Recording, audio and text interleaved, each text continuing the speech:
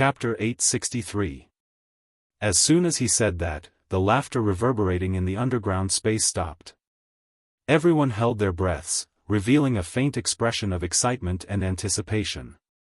Yu Qianqiu smiled faintly at the people in the tunnel. I'm currently making preparations in the immortal world. The day we go to the immortal world to conquer the world is not far away. The countdown has already begun. How long more? Nongzhu asked excitedly. Actually, this was what everyone wanted to know as well. Yu Qianqiu smiled but didn't answer. He looked around the crowd and asked, "Is Sikongju here yet?" As soon as he said that, someone shouted from the back of the crowd. Sikongju immediately teleported in front of him and bowed, "Greetings, torture envoy." Yu Qianqiu nodded and said, "I've established a merchant association in the illusionary immortal city in the immortal world. It will be the starting point for everyone to establish a foothold in the immortal world. The name of this merchant association is World Merchant Association. Do you understand what I mean? World Chamber of Commerce." Whispers and whispers immediately sounded in the crowd. Sikongju suddenly raised his head.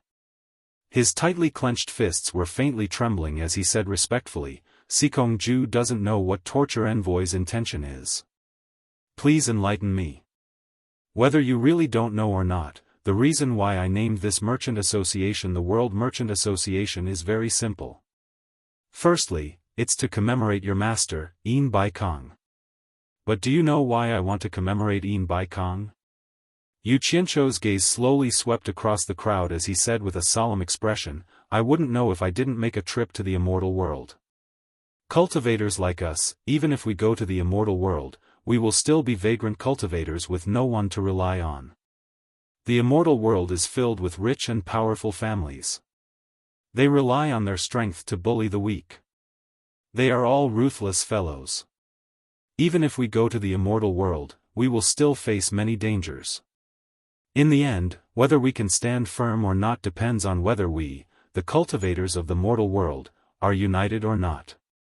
The reason why I named the Merchant Association the World Merchant Association is that I hope everyone can remember that Yin Baikong died fighting against the cultivators of the underworld.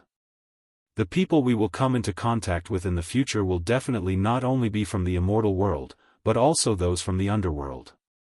In short, we, the cultivators of the mortal world, must unite. Once we are divided and our strength is scattered, only death will await us." Everyone instantly sank into silence. In fact, there was no need for Yu Qianqiu to say it. Everyone who had been tempered for a long time understood in their hearts that as long as there were people, there would be grudges. The more people there were, the more it was like this. Bullying the weak and fighting and killing were definitely unavoidable. Whether it was the cultivation world of the human world or the immortal world, it was the survival of the fittest.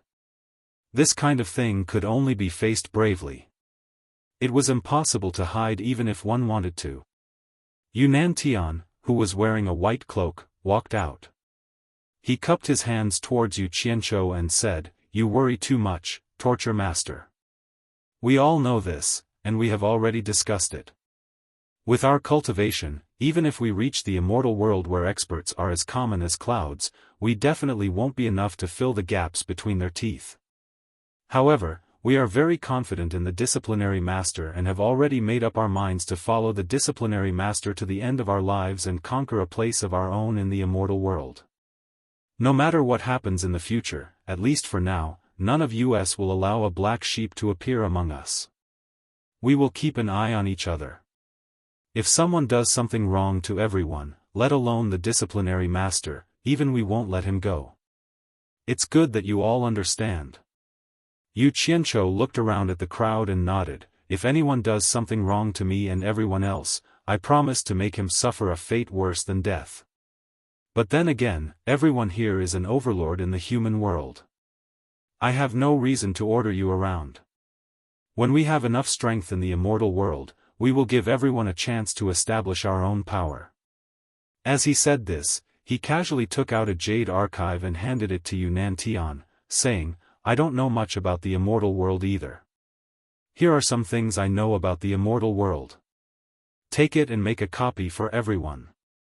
Before we go to the immortal world, let's try to get a general understanding of the immortal world so that we don't know anything when the time comes. Also, make arrangements for the human world as soon as possible. I don't want any trouble to befall our headquarters in the human world after we go to the immortal world. All of you better restrain your own people. Don't meddle in the affairs of the human world anymore. Focus on your cultivation. If anyone subordinates cause any trouble, I will make them pay for it.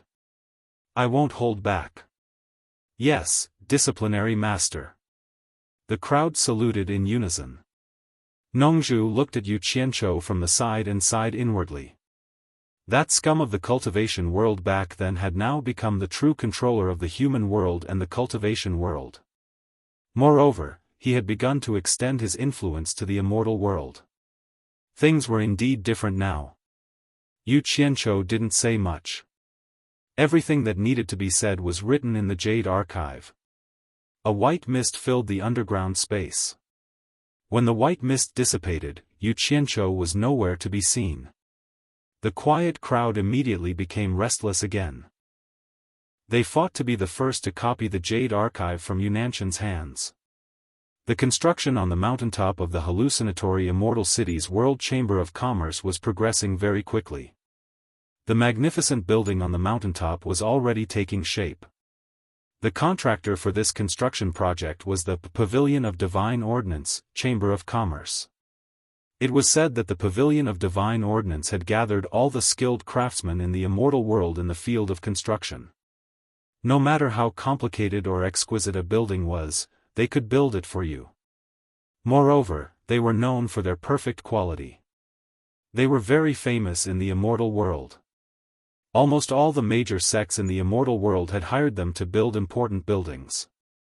Of course, the cost was much higher than the others.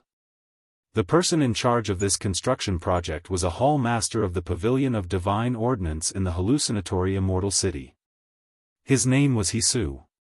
For the past few days, whenever Hisu saw Yu Qianzhou wandering around the mountaintop, he would get a headache.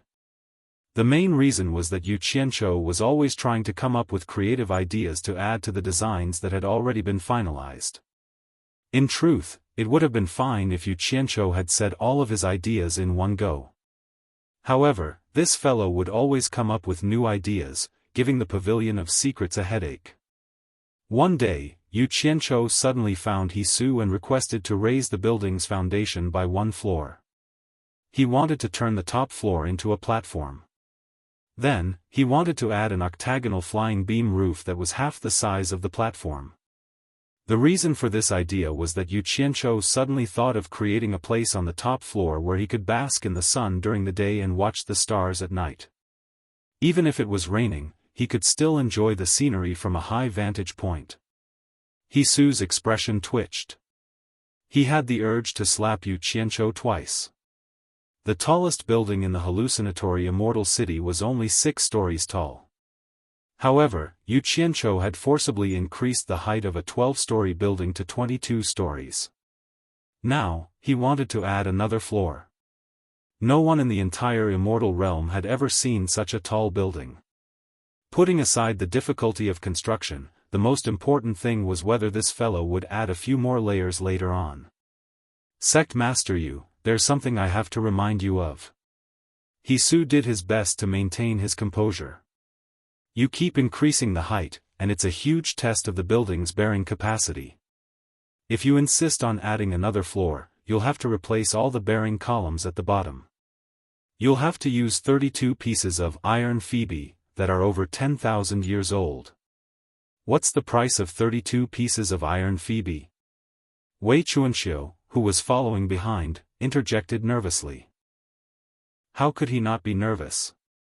The building that was originally priced at 800 million had been raised to 1,800 million by Yu Qianzhou, and the extra money was coming out of his own pocket. It would be strange if he wasn't nervous. Bat King Wei, it's not ordinary iron Phoebe, but 32 pieces of iron Phoebe that are over 10,000 years old. Hisu solemnly reminded Yu Qianzhou, then added, each piece of 10,000-year-old iron redwood costs around 10 million divine-grade spirit stones, so 32 pieces would cost 320 million divine-grade spirit stones. Moreover, this kind of renovation will cost us a great deal of energy, so you must add another 500 million divine-grade spirit stones for this renovation. Another 500 million? Wei Chuanxiu's eyes widened in shock. That King Wei, take out another 500 million. Yu Qianqiu reached out his hand disapprovingly. Wei Chuanxiu staggered several steps back, shaking his head in fear. I won't give you any more spirit stones, who knows when you'll be done with this again and again. I really don't have much spirit stones left, you've almost squeezed them dry, I really can't afford it anymore, think of another way. Why should I give up what's near at hand and seek what's far away? Yu Qianqiu immediately threw out the words that Wei Chuanxiu had strongly urged him to join them in the past, pulling Wei Chuanxiu back with a beaming smile. If you're worried, how about this, I'll use something as collateral, what do you think? Wei Chuanxiu shook off Yu Qianqiu's hand, groaning in pain as he scratched his head like a madman. When he was done venting, he said word by word to Yu Qianqiu, I'm warning you, this is definitely the last time, there won't be a next time. With that said, Wei Chuanqiu turned around and threw a storage bracelet to Yu Qianqiu. Yu Qianqiu counted and found that the number was not bad. Waving the storage bracelet, he said to Wei Chuanqiu, that King Wei, don't worry, I promise you, this is definitely the last time. Shut up. Wei Chuanqiu's face twitched as he pointed a finger at Yu Qianqiu. Don't say the word promise to me again, count how many times you've said promise to me. With that, Wei Chuanqiu immediately left, angrily sitting behind Yunpeng in the distance, not looking at them anymore. Yu Qianqiu was stunned, he turned around to look at the magnificent building that was still under construction, and for the first time, he realized that he really shouldn't continue with the changes. He handed the storage bracelet in his hand to He Su. This is the last time, just build it according to what I said just now. After counting the spirit stones, He Su didn't say anything else, as long as it was paid, everything else was not something he should be concerned about. He cupped his hands at Yu Qianqiu, then went back to make the arrangements. A month later, a magnificent building that stood at the peak of the mountain, with 23 floors and a height of more than 80 meters, finally appeared. Apart from the height of the mountain, this building was definitely the tallest building in the immortal realm. It was different from the other buildings in terms of beauty and grandeur, standing between the heavens and the earth, almost causing the entire immortal realm to gasp in awe. Chapter 864. The excitement caused by the words, World Chamber of Commerce, written on the mountain had just subsided when World Chamber of Commerce's grand skyscraper appeared once more, attracting the attention of many in the world of immortals. Some people who had yet to see the waterfall couldn't help but run over to take a look when they heard of the grand skyscraper. Some people who had seen World Chamber of Commerce's waterfall were on their way back. When they heard the news, they immediately cursed the World Chamber of Commerce for being a troublemaker. But cursing was cursing, they turned around and rushed back to World Chamber of Commerce. In the end, the tourist craze this time was even greater than before. For a time, the air around World Chamber of Commerce was bustling with activity. Streams of light gathered from all directions and stopped in the air to watch, all of them marveling at the majesty and grandeur of the building. Little did they know that even He Su and the others from the Pavilion of Heavenly Secrets who had built this skyscraper had stopped and stared for a long time before leaving World Chamber of Commerce. They inwardly marveled at its grandeur, wondering if they had really built this building themselves. He Su, who had been tormented by Yu Qianqiu all this time, no longer had a headache.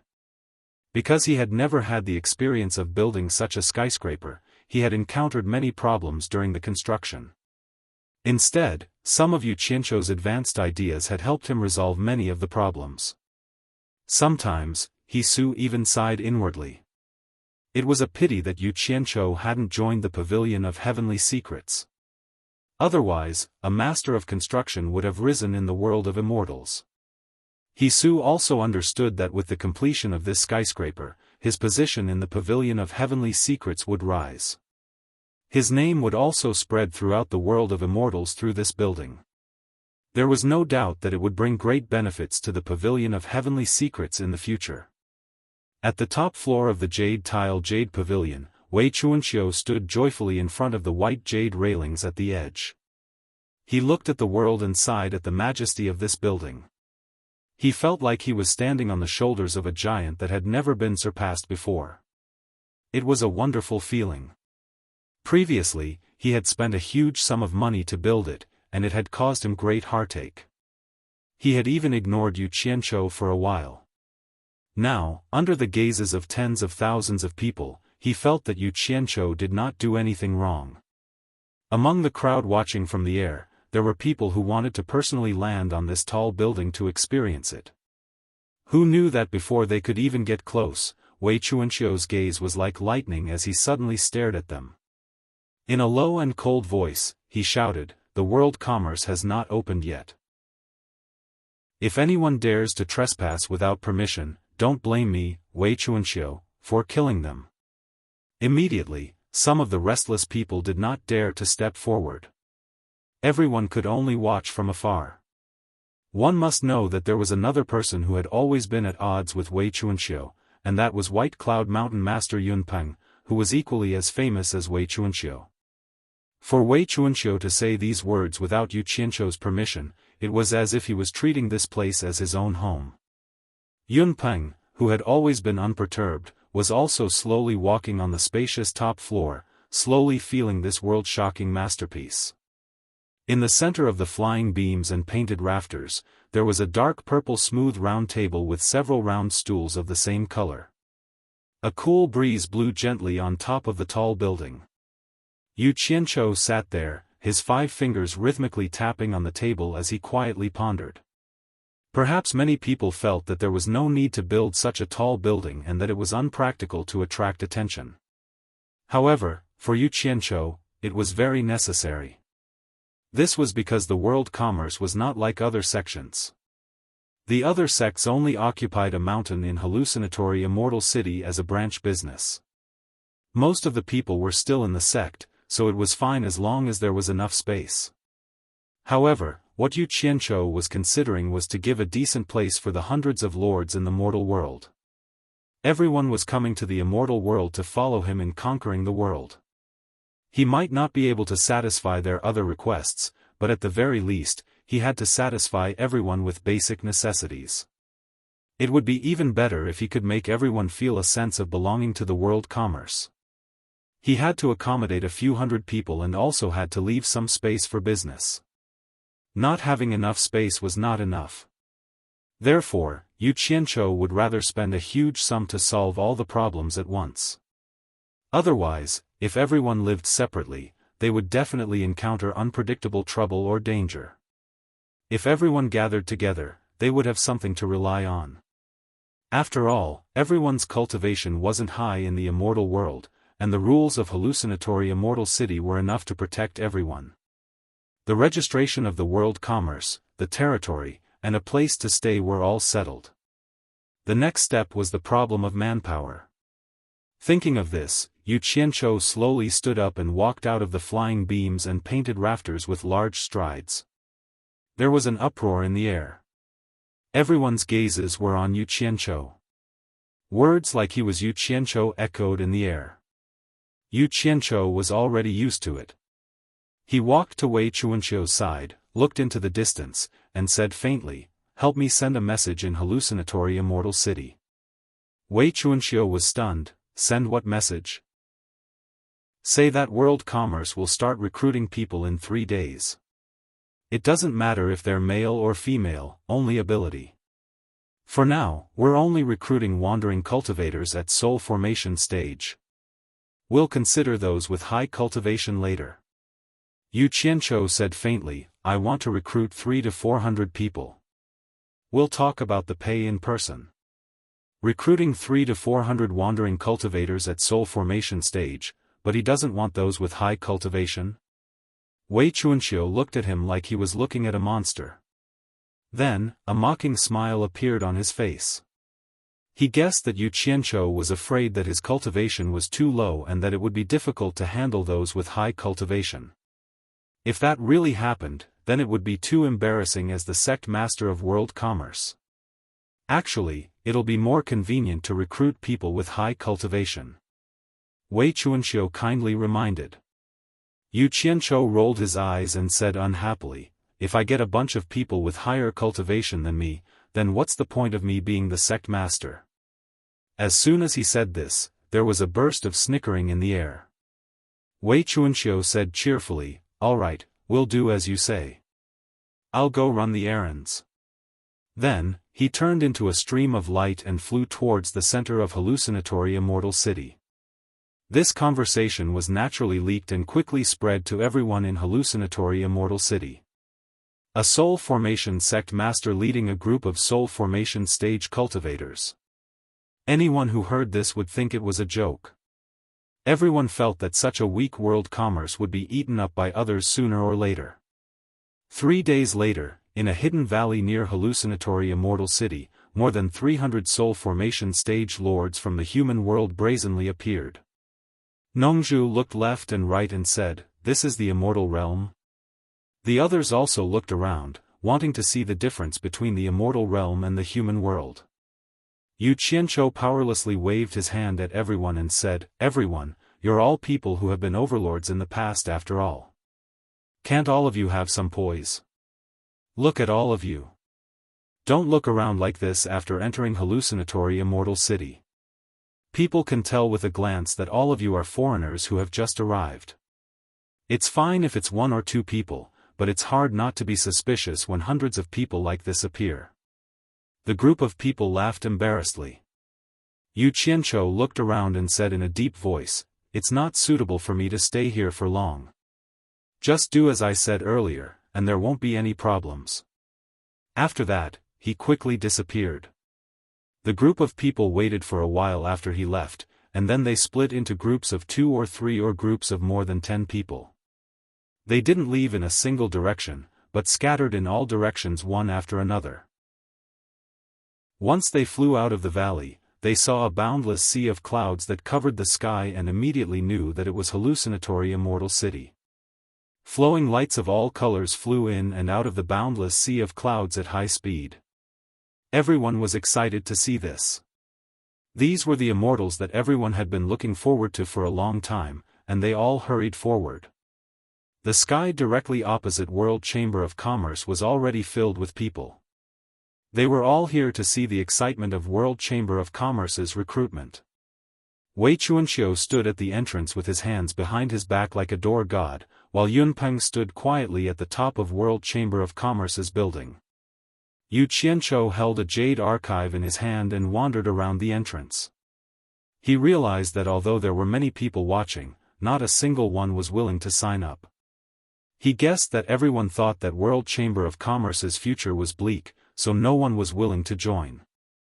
However, Yu Qianqiu wasn't worried in the slightest, because the people he wanted to recruit had already been decided internally. There was no other way, the unspoken rules were in vogue now. Even if others were willing to join, he wouldn't accept them. After waiting for a while, an early-stage divine transformation cultivator finally braced himself and landed in front of the entrance under the watchful eyes of the crowd. He cupped his fists towards Yu Qianqiu and said, I am willing to join World Chamber of Commerce and work for you. Yu Qianqiu stopped in his tracks and stood on the steps, smiling condescendingly as he said, welcome, welcome. However, there's something I need to tell you in advance. Our World Chamber of Commerce is currently in a tight financial situation, so we might only be able to give out our rewards once a year. That's right. How much do you expect to receive every year? Once a year? That person was stunned. He had come to this World Chamber of Commerce that not many people thought highly of because he was short on money. If he couldn't even get paid in time, then what would he use for a year? That person was stunned. He gritted his teeth and said, may I know how much your esteemed World Chamber of Commerce can pay in a year? That's not necessarily true. Yu Qianqiu had a solemn expression as he said, it mainly depends on the Chamber of Commerce's income. If we earn more money, we'll naturally give out more. If we don't earn any money, then we'll owe it for now and give it out when we have money. You don't have to look at me like that. I'm a very trustworthy person, so I'm telling the truth and don't want to lie to you. There was a burst of snickering in the surroundings. If anyone was willing to join this kind of chamber of commerce, then that would really be strange. With his hands behind his back, Wei Chuanxiu turned his head to the side and rolled his eyes endlessly. It would be a wonder if they could recruit people like this. It's just that I, your grandfather, have such a hard life. Perhaps that person's brain couldn't wrap around it for a moment. After being stunned for a while, he awkwardly cupped his fists and said, "I'll think about it again." Without waiting for Yu Qianzhou to urge him to stay, he turned and ran, causing Yu Qianzhou to shake his head and sigh. The people hovering in the air roared with laughter. Those who were originally tempted to join the World Chamber of Commerce immediately gave up on the idea after hearing what Yu Qianzhou said.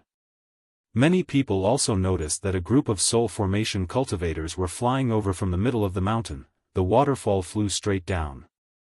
A group of soul formation cultivators from the human world couldn't help but hover in the air halfway up the mountain. They all stared unwaveringly at the four giant words, World Chamber of Commerce, that were surging out of the water. Chapter 865. The misty mist was dreamy and illusory, bringing with it a refreshing feeling. When the soul formation cultivators from the mortal world saw these four large words, they suddenly felt a shock that cleansed their hearts.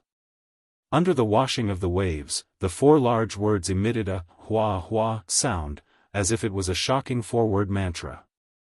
Although they already knew that Yu Qianzhou had established the World Commerce Association in the immortal world, they didn't know that Yu Qianzhou had actually created such a magnificent thing.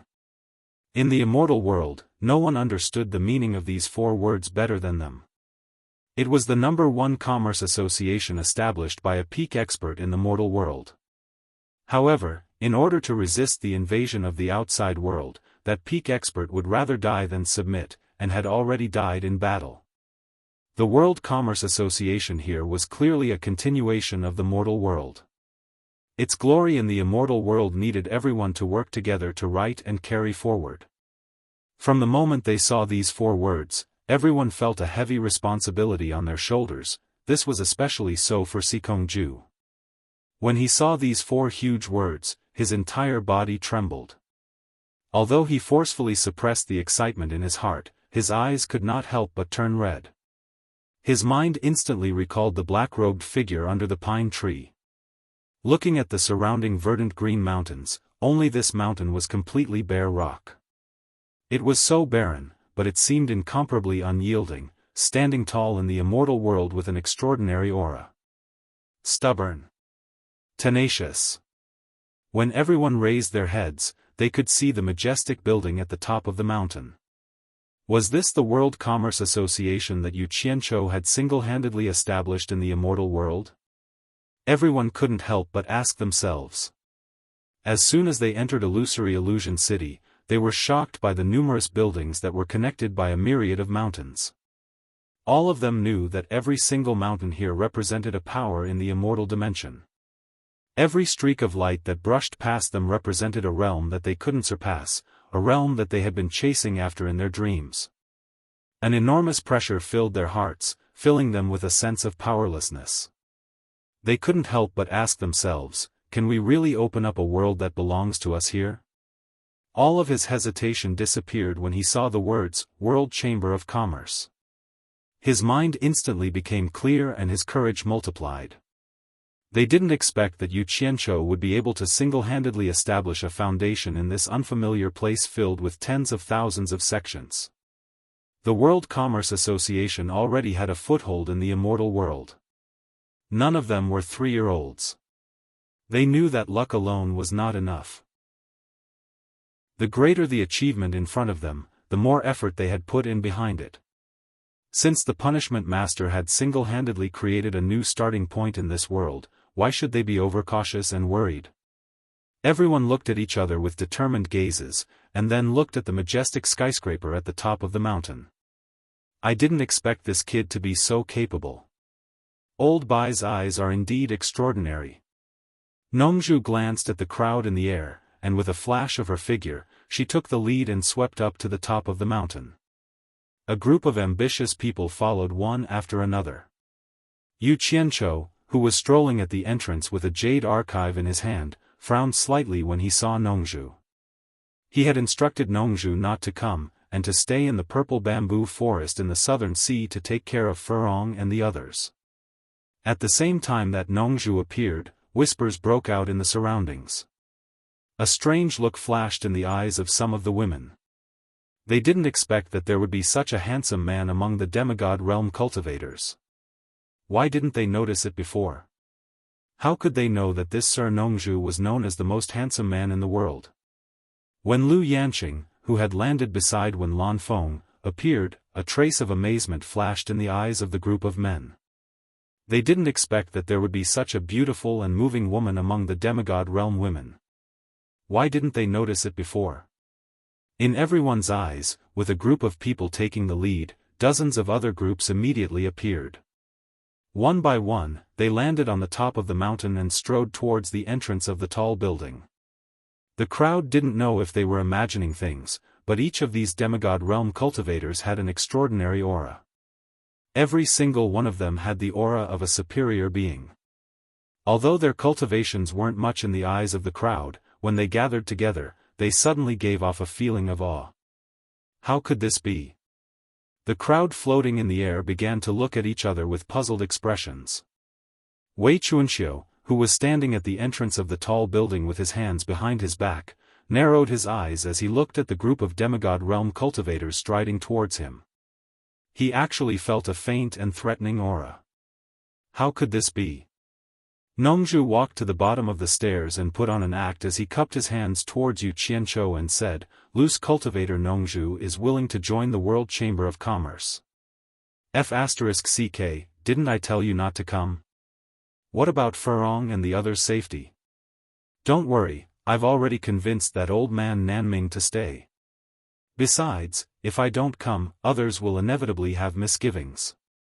The two of them communicated telepathically for a while. Yu Qianchou squeezed out a smile and said, "Welcome, welcome. However, there's something I need to tell you in advance. Our World Chamber of Commerce is currently in a tight financial situation, so we might only give out rewards once a year." "Oh right, how much do you expect to get every year?" It was exactly the same as what he said to that demigod realm loose cultivator. Nongzhu's face revealed an elegant and faint smile, causing the hearts of the women in the air to ripple. He said calmly, "I'm willing to join the World Chamber of Commerce not for the rewards, but because I like the potential of the World Chamber of Commerce. I hope to grow and develop together with the World Chamber of Commerce." Why did it feel like he heard this a lot in his previous life? The expression on Yu Qianchou's face twitched. With an ugly smile, he turned sideways and made way for them. He waved his hand in invitation and said, "The World Chamber of Commerce welcomes you to join us. Please come in." Nongzhu strode into the building with some curiosity. The jade archive in Yu Qianchou's hand flashed with white light. Then, Hu Changshou and Li Duxing bowed together and said, "Hu Changshou and Li Duxing are willing to join the World Chamber of Commerce and work for you."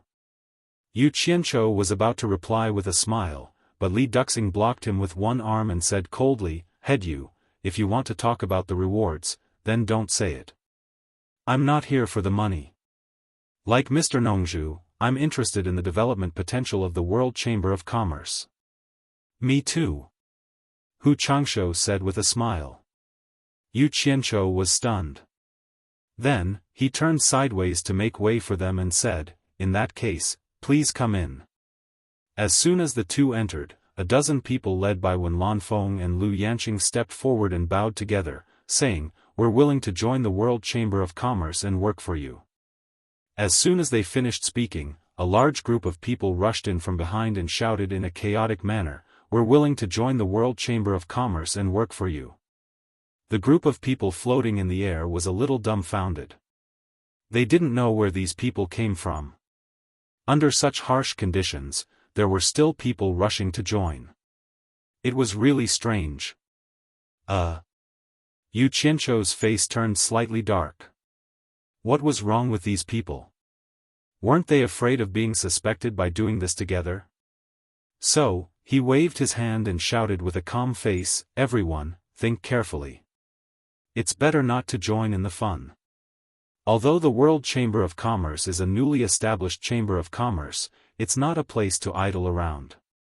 Yunnan Tian, dressed in a white robe, squeezed out and cupped his hands, saying, "I don't know about others, but if I wanted to idle around, I wouldn't come here to be restricted." Head Yu, being able to establish a chamber of commerce with the cultivation of the spirit-severing stage is very admirable. It can be said that you fought for the pride of us individual cultivators of the spirit-severing stage. Just based on this, I'm willing to serve the World Chamber of Commerce. Then, he secretly transmitted his voice, "Torture Envoy, don't worry. Spirit-severing stage cultivators like us are nothing in the eyes of the immortal realm. So what if they suspect us? Could it be that there are people who can find out about our origins? As long as we don't say anything, no one will be able to find out. If someone wants to say anything, it'll be fake even if we pretend." Damn it! You guys really thought it through. Yu Qianzhou grinned speechlessly. Another person in the crowd raised his arm and shouted, "I'm also here for the World Chamber of Commerce. Other than the World Chamber of Commerce, I'm not going anywhere." With this shout, the crowd's emotions immediately surged. One by one, they raised their clenched fists and strongly requested to join the World Chamber of Commerce. It was as if they wouldn't join the World Chamber of Commerce. The atmosphere at the scene was a little chaotic, and the shouts were a mess. The people floating in the air to watch the show all revealed mocking smiles. Someone tilted his head and whispered to the people beside him, "This is very strange." Needless to say, it must be someone deliberately sent by some family to cause trouble. The people beside him giggled and replied, "Indeed. Although these people's cultivations aren't much, their auras are extraordinary. One look and you can tell that they aren't rogue cultivators. They're clearly here to cause trouble. They might even be sent by the heartless palace that he offended before. This time, it'll be enough for Yu Qianzhou to suffer." Sigh. He's asking for it. A mere soul formation cultivator actually dares to establish his own sect. It'd be strange if no one comes looking for trouble. On the top floor, Yun Peng had already landed on the jade railing at the edge. He lowered his head and stared down with a pair of sharp eyes suffused with killing intent. Below, Wei Chuanxiu's gaze swept across the crowd like cold lightning. He opened his mouth and shouted like a bolt from the blue, "Where did these little bastards come from? You know I'm here yet you still dare to cause trouble. Do you really think that I, Green Wingbat King, is easy to bully?" Apart from Yu Qianzhou who knew the truth, everyone else clearly thought that this group of people from the human world were here to cause trouble. "All of you shut up!" Yu Qianzhou shouted from the doorway. He was indeed a little angry. These people were simply disorganized and undisciplined. The group of people also looked at him, and no longer jeered. Yu Qianzhou tossed the jade archive in his hand to Wen Lanfeng and said, "Fill in your name and go in." Wen Lanfeng quickly wrote his name on the archive, then passed it to Lu Yanqing. Just like that, the jade archives were passed down one by one, and the crowd entered the building one by one. Wei Chuanxiu, who was standing guard at the side, was starting to panic. He teleported to Yu Qianzhou's side and warned, "These people are obviously here to cause trouble. Don't provoke them." Yu Qianzhou didn't know how to explain it to him. He stared at the back of the crowd and saw a few strangers sneaking into the crowd. Judging from their sneaky expressions, it was as if they were trying to fish in troubled waters. Yu Qianzhou narrowed his eyes and transmitted his voice to the people behind him, "Damn it. Do they really think this place is some kind of market where everyone wants to come in and take a look? Listen up, everyone. Don't be afraid of trouble. We have experts here to protect us. Slaughter those people who are trying to fish in troubled waters. Consider it a good start.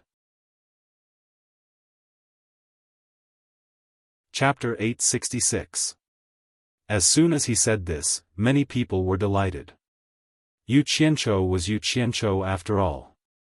Even after becoming the demonic ghost region's torturer, he was still the same.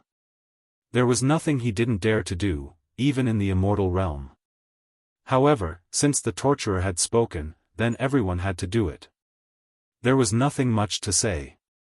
Xu Xian tilted her head and glanced at the person who had just interrupted her. She turned around and glared at him angrily. That person was startled, but immediately nodded and smiled in a friendly manner. However, to his surprise, Xu Xian didn't say a word.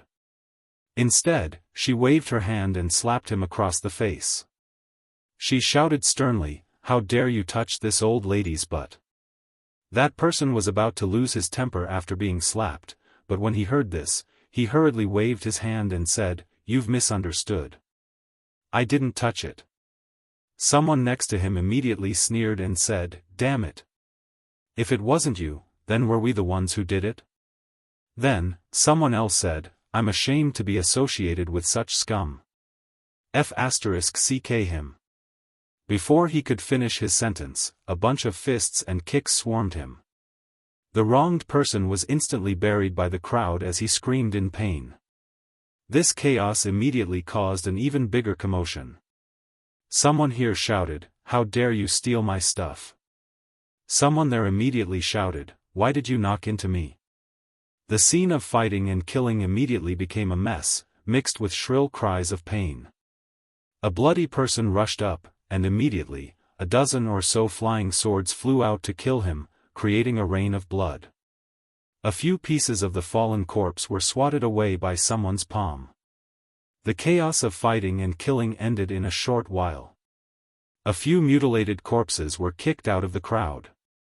The group of demonic transformation cultivators acted as if nothing had happened and slowly walked forward with the group. One by one, they wrote their names on the jade archives, then entered the building. However, the bloody footprints that led straight to the World Commerce Guild's building were exceptionally glaring. There were also a few corpses that were so badly mutilated that they didn't even look human. The commotion below caused the group of onlookers to be dumbstruck. This recruitment scene was truly lively. This group of soul formation stage fellows were truly bold. They actually dared to make a move in the illusory immortal city. Some of the people in the sky had gloomy expressions. They had personally witnessed their own disciples being beaten to death, so it would be strange if they were in a good mood. These disciples who were killed were spies that some sects wanted to plant in the World Commerce Chamber of Commerce. Who knew that they would be eliminated before they could even begin? What depressed some people the most was that they could only watch as their disciples were beaten to death, but they couldn't do anything to stop it. Otherwise, anyone with a discerning eye would be able to tell that it was someone sent by their sect. He had never seen such a group of people who didn't follow the rules. They didn't have any scruples at all and just made a move. Just like that, several hundred people entered the World Commerce Chamber's building. Wei Chuanxiu watched everything that had just happened, dumbstruck. From time to time, he would turn his head to look at the people walking around laughing and joking in the lobby. This group of soul formation stage wandering cultivators really had guts. When did soul formation stage cultivators have more guts than me? He swallowed his saliva and asked Yu Qianqiu with difficulty, "Yu Qianqiu, are you sure you want to recruit this group of people?" Unexpectedly, Yu Qianqiu looked at him with a gloomy expression and said in a low voice, "Bat King Wei, please make a trip to the Chamber of Commerce Alliance to make a report. Just say that some sects are suspected of deliberately sending people to cause trouble during our World Commerce Chamber's recruitment. A few people have been killed here. You must ask the Chamber of Commerce Alliance to investigate the mastermind behind the scenes and give justice to our World Commerce Chamber." Make a report? Wei Chuanxiu was startled. He felt that the words, "make a report," sounded familiar. After hesitating for a while, he saw Yu Qianqiu's face surge with anger. "If you're not going, then I'll go." Alright, I'll go, I'll go. Wei Chuanxiu's body turned into a stream of light and flew away. Who asked him to invest so much money into the World Commerce Chamber? He was still waiting for this sect master Yu to give him more money. The group of onlookers in the air nodded thoughtfully when they heard this. Indeed, Yu Qianqiu thought the same as them. They also suspected that someone had deliberately come to cause trouble. However, they were more suspicious of those people who had entered the World Commerce Chamber's building. Those people were more likely to be here to cause trouble. Many people even thought that perhaps Yu Qianqiu wanted to deliberately calm the people inside and then invite the Chamber of Commerce Alliance to wipe them out. At this moment, Yu Qianqiu also cupped his hands towards the group of people in the air and said in a clear voice, "I'm really sorry to have let everyone see this joke. It was not my wish for this to happen. From now on, the World Commerce Chamber will temporarily stop recruitment until the Chamber of Commerce Alliance has investigated this matter." Not long after, Wei Chuanxiu brought 2 golden-robed men. As soon as the 2 men arrived, some people in the crowd began to quietly leave. With someone taking the lead, the others thought about it and did not want to cause trouble, so they also silently dispersed in all directions. In the blink of an eye, the crowd of onlookers was completely gone. The 2 golden-robed men turned the corpses over and examined them several times. They found that the corpses were already badly mutilated and their original faces could not be seen clearly. The strangest thing was that they could not even find a storage bracelet or storage bag on their bodies. If there were, perhaps they could find some clues from inside. Yu Qianqiu, who accompanied the examination, also felt that it was a little strange at this moment. Even if they were itinerant cultivators, they should not be unable to even hang a storage bag, right? He then looked back at the people wandering in the building with some doubts. In fact, his suspicions were not wrong. The things on the bodies of these dead people had been taken advantage of by some people inside. They had gotten a taste of robbing things in the divine ruin realm and could not help but steal it. After the 2 golden-robed men finished their examination, they looked at each other and shook their heads slightly. Clearly, they did not find anything. One of them turned around and asked, "Sect Master Yu, what evidence do you have to prove that these people were deliberately sent by some sect to cause trouble?" "It's very simple. I don't have any enemies in the immortal world. And look at them." Yu Qianqiu pointed to the corpses and said, "They don't even have a storage bag on them. It's fine if it's just one, but all of them are like this. It's clearly a premeditated move. This is the best evidence." Wei Chuanxiu, who was at the side, rubbed his chin in doubt. He seemed to have seen these people mix into the crowd with storage bags on their bodies. Why were they gone? The golden-robed man sneered in his heart. "The matter of you killing the disciples of Heartless Palace in the Divine Ruin Realm is already known to the world, and you still say you don't have any enemies?" He then frowned and said, "Then who killed them?" "They killed each other. Many people can prove it." Yu Qianqiu looked around and saw that there was no one around. He said in a daze, "The onlookers just now all saw it with their own eyes." The golden-robed man's gaze followed the bloody footprints and extended to the crowd in the building. He snorted coldly and said, "What a coincidence. All of them killed each other. Sect leader you've seen what happened. We also believe that these people were sent by some sects to cause trouble, but we can't find any evidence at all. We can't just point fingers at any sect. I reckon that we won't be able to find anything even if we work ourselves to death. I think we should just let this matter go. It's not a big deal anyway. Sect Master Yu, what do you think?" The meaning in his words was very clear. They did not want to make a big fuss over a few insignificant people. They asked Yu Qianqiu to stop here. The reason why Yu Qianqiu complained first was because he wanted to avoid trouble first. He did not want his World Commerce Chamber to cause trouble. It did not matter to him whether they pursued the matter or not. However, he still took out 2 storage bracelets and stuffed them into the golden-robed man's hands. He said with a serious face, I believe the Commerce Chamber Alliance's decision is the most fair. The golden-robed man checked the items in the storage bracelets. He found that there were 10,000 divine-grade spirit stones in each bracelet. There was nothing else.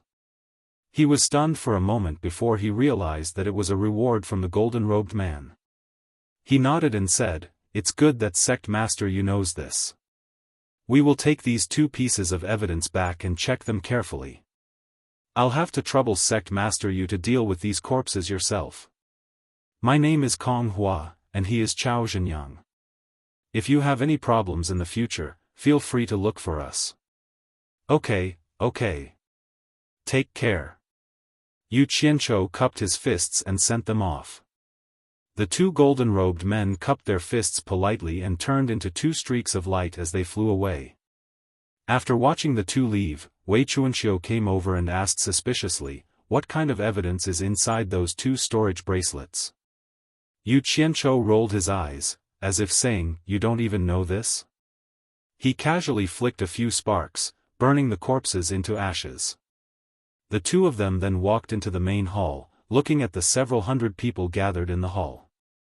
These several hundred people were also looking at Yu Qianzhou with passion. If they weren't worried about whether Wei Chuanxiu was a friend or a foe, they would have come over to express their excitement. Wei Chuanxiu frowned as she looked at this group of people. Wei Chuanxiu, on the other hand, frowned as he looked at this group of people. In his heart, he still felt a little unhappy that Yu Qianzhou had rashly accepted this group of people. However, he had promised Yu Qianzhou that he would not interfere in any matters of the world commerce.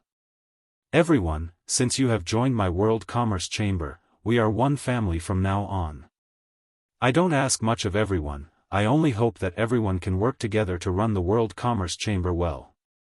Yu Qianzhou pointed at Wei Chuanxiu and said, "Let me introduce to everyone, this is an early-stage Immortal Emperor expert, Green Wing Bat King Wei Chuanxiu.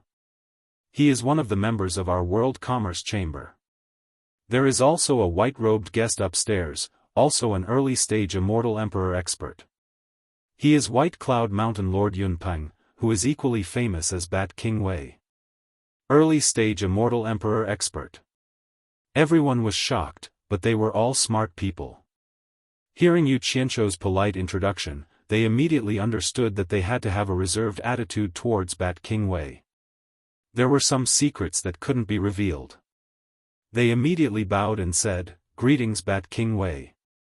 Wei Chuanxiu waved her hand indifferently and didn't say anything. Clearly, she wasn't very interested in everyone. Yu Qianzhou smiled and pointed upstairs. "The 1st to 5th floors of this building are for business. The 6th floor is all guest rooms, used to receive guests. Starting from the 6th floor, each floor has 25 sets of single rooms. There are 307 people here. From the 7th floor to the 20th floor, there are a total of 14 floors. There are a total of 350 single rooms, enough for everyone to live in." Chapter 867. Nongzhu asked curiously, "I did some calculations. The entire building seems to have 23 floors. What are the remaining 3 floors for?" Wei Chuanxiu frowned when he heard this and stared coldly at Nongzhu. "Don't ask what you shouldn't ask. Sect leader naturally knows what arrangements to make." The group of people exchanged glances with complicated expressions. They suddenly felt pity for this Bat King Wei. "It's fine." Yu Qianzhou waved his hand and said with a faint smile, "The 21st floor is reserved for us to discuss matters.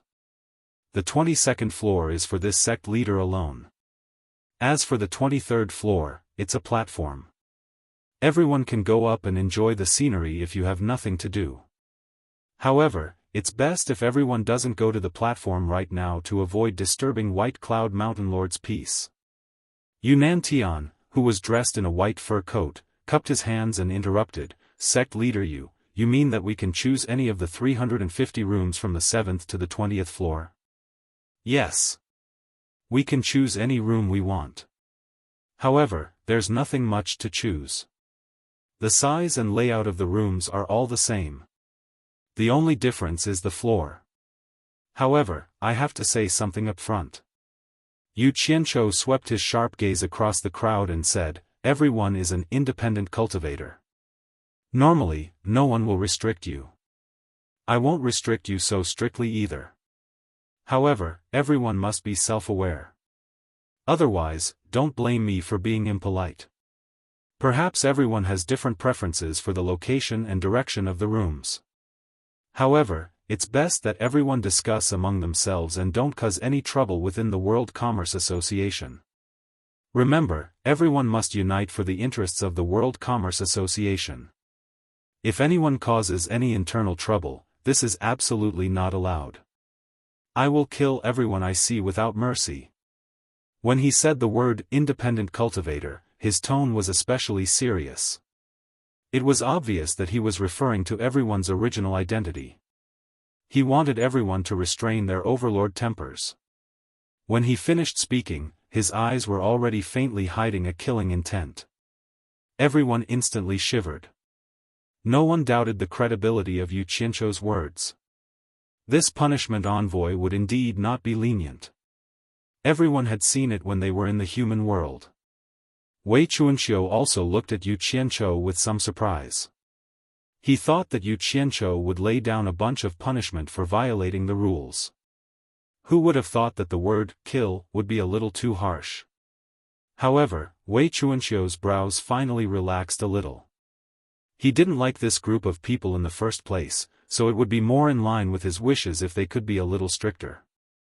After everyone looked at each other, they bowed in unison and said, "Yes, sect leader." Yu Qianzhou nodded, a smile returning to his face as he said, "Everyone can choose any room from the 7th to the 20th floor. However, there is one thing to remember. Once a room is chosen, you are not allowed to change it. Whoever lived in the room should put their name on the edge of the door so that it would be convenient to find each other if something happened. The sign should be the same. In addition, each level has to recommend 2 directors and 2 deputy directors. As for how you recommend them, that's your own business. I won't interfere. I believe that the people you recommend are the people you trust the most. However, once the recommendation is made, the others will have to obey the management. Otherwise, they will have to bear the consequences. Director and deputy director? Everyone looked at each other in bewilderment. They didn't know what the director and deputy director were in charge of. Nongzhu asked doubtfully, "What are the directors and deputy directors of this floor in charge of?" Yu Qianzhou waved his arm in a circle and pointed at the entire building. "This building is our foothold in the immortal world. From today onwards, it will also be the core of our world commerce. As the saying goes, nothing can be accomplished without rules. If we can't even maintain our own core, we can't talk about developing the world commerce. What are the so-called directors and deputy directors in charge of? It's very simple, they are mainly in charge of hygiene. Don't King litter the corridors. I hate this the most. If I find anyone littering and want to turn this building I've worked so hard to build into a garbage dump, I won't allow it. When the time comes, I will ask Bat King Wei to enforce the law." Bat King Wei. When he heard that he was in charge of this group of people, Bat King Wei immediately became spirited. He righteously cupped his fists and said, "Here." In fact, it would be more appropriate to describe it as murderous. It made the group of people shudder with fear. Oh my! He actually asked an early-stage immortal emperor expert to enforce the law. How could he let people live? Yu Qianzhou coldly swept his gaze over everyone and said, "Remember, in this building, as long as anyone dares to litter, or spit out of their mouths, you will break their teeth. I want you to break the hand of the one who threw it. I want you to break the leg of the one who kicked out. No matter who it is, don't give me face. Bat King Wei, can you do it? Don't worry. Leave this to me." Wei Chuanxiu patted his chest loudly. He had a sinister smile on his face. His small eyes flickered as if he had already entered the state of enforcing the law. Let me add one more point. Yu Qianzhou said indifferently, this building is the public property of the world commerce. No one is allowed to destroy anything in this building. Everyone has the responsibility to maintain it. Bat King Wei, enforce the law as per above. Wei Chuanxiu nodded heavily and stared at the crowd with a fiendish gaze. The group of people instantly felt their hands and feet turn cold. If they weren't careful one day, they might get their hands and feet broken by this guy. Of course, I don't care how you break your own things. I don't care how dirty or messy your rooms are. That's your lifestyle. But once you leave your rooms, you have to pay attention to the image of the world commerce. I'll take care of whoever dares to mess around. Yu Qianzhou roared. Do you all hear me clearly? Yes, sect leader. The group of people bowed submissively. Seeing everyone's expressions, Wei Chuanxiu clicked his tongue in wonder. He didn't know what was going on, but this group of people seemed to be quite afraid of Yu Qianzhou. It didn't seem like they were pretending, but they were really afraid. This is the reason why I asked you to recommend a supervisor and deputy supervisor. The supervisor and deputy supervisor must perform their duty of supervising the cleanliness of this floor. It's best to arrange for people to clean the floor regularly. If anyone doesn't listen to supervision, the supervisor and deputy supervisor can report to Bat King Wei. Bat King Wei will deal with the troublemakers.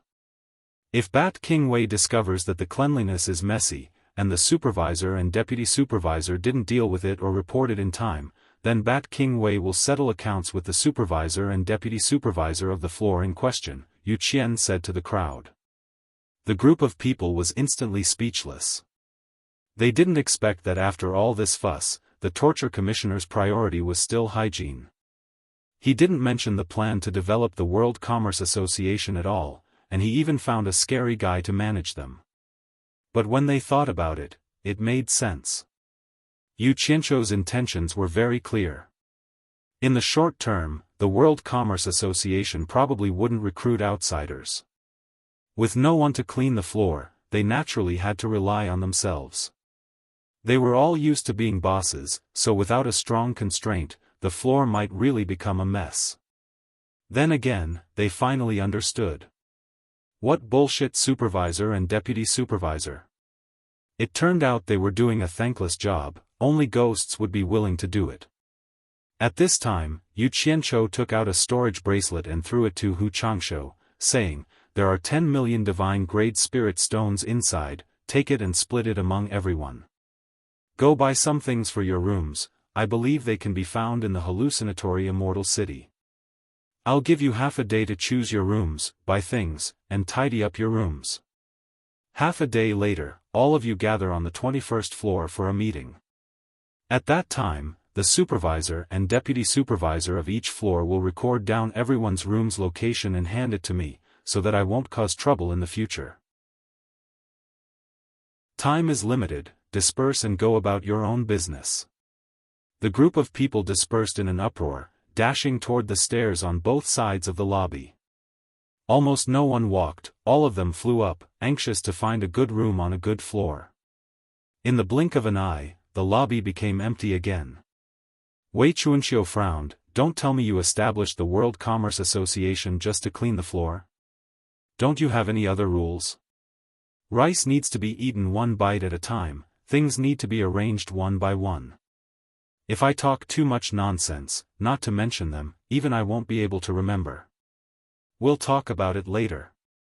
Yu Qianzhou waved his hand disapprovingly, leisurely walking toward the stairs on the side, saying, come, let's go patrol, don't let these fellows cause any trouble. The group of feudal lords who were rushing up seemed to like high floors, mainly because high floors had a lot of convenience for them. For example, the problem of climbing up and down too high was not a problem for them at all. Almost all of them reached the 20th floor at the same time. Noticing that there were too many competitors, they couldn't be bothered to choose their rooms. First come, first served was needless to say, they couldn't possibly fight over the rooms, right? If that happened, wouldn't you Qianzhou skin them alive? Hence, the group of people rushed to the door as soon as they saw one. The first person to grab a room immediately stood in the doorway, shouting at the fleeing crowd, "This room is already taken." The 20th floor was quickly filled, and the group went to the 19th floor to snatch a room. Some people had foresight and knew that they couldn't win against those with slightly higher cultivation in terms of speed. Hence, they didn't go to the 20th floor to snatch a room, and directly went to the 19th floor to occupy a room. Those who came down from the 20th floor immediately cursed, and had no choice but to go to the 18th floor to snatch a room. In the end, they discovered that every room was also filled with people, watching them make a fool of themselves. Curses immediately resounded throughout the entire building. However, they only dared to curse a little. If they wanted to make a move, they had to ask if the Devil Region's torture envoy agreed. When they reached the 10th floor and below, no one was willing to fight anymore. To them, there was no difference between the 10th floor and the 7th floor. In the end, regardless of whether everyone was satisfied with the floor or not, they all chose their own rooms. However, when everyone entered their own rooms, their eyes lit up. They discovered that the inside was rather spacious and bright. The area wasn't as small as they had imagined, and there was enough space for them to move around. The polished jade floor was so smooth that it could reflect one's reflection. The detailed structure inside was definitely the work of skilled craftsmen, and there was a low-key luxury in its simplicity. There was a living room that was dozens of square meters, a study that was dozens of square meters, a bedroom that was dozens of square meters, and a small bathroom that was more than 10 square meters. This could be seen from the sewer pipes that were arranged inside, as well as the waterproof jade walls that were embedded in the surrounding walls. Chapter 868. Apart from the washroom, the other 3 large rooms were well lit, and they all had windows that could be opened to receive light. Someone opened the window to look outside, and suddenly found that the window next door was also open. Both parties looked at each other and laughed. When everyone heard that so many people would be confined to this building, they were somewhat unhappy and felt like they were going to be imprisoned.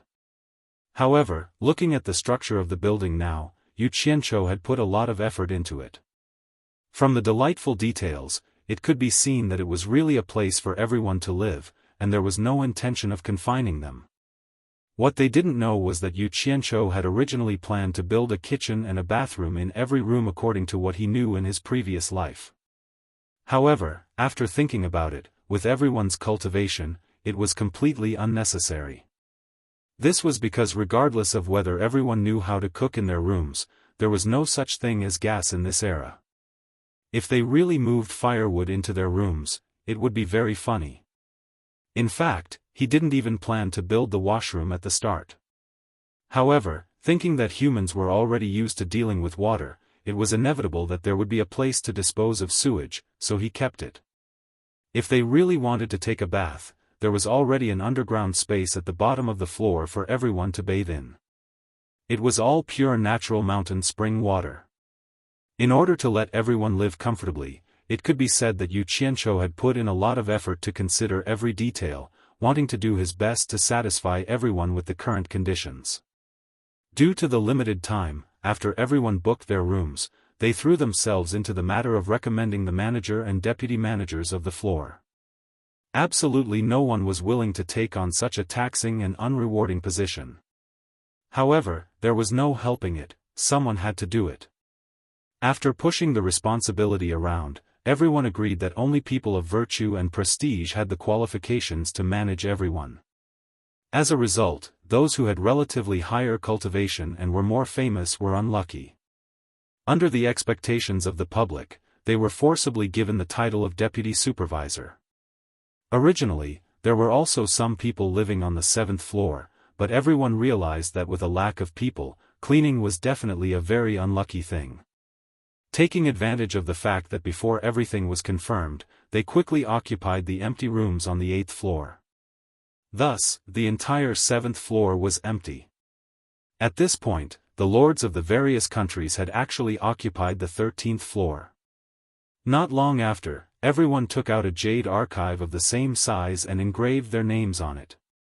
Then, they stuck it on the horizontal bar by the door. Although the structure of the room was to everyone's liking, it was a pity that there wasn't a single piece of essential furniture. It seemed a little empty. However, Yu Qianqiu had already thought of this point. Due to the differences in personal preferences, he was unable to help them with these things. Hence, he directly threw out 10 million divine-grade spirit stones, letting everyone decide for themselves. Seizing the opportunity that they still had, the group of people flew out from their respective windows and headed straight for the central square of Illusory City, and they naturally intended to purchase without restraint. After he returned, he busied himself in his room and began to arrange the layout that he liked. Half a day later, hundreds of people sat cross-legged in the central conference room on the 21st floor. There were no chairs in this large conference room, but there were a few small conference rooms outside that had those things. 13 floor supervisors who were recommended by the crowd took out a jade archive and handed it over with a bitter expression on their faces. Inside the jade archive was a list of names of the people on each floor and their room locations.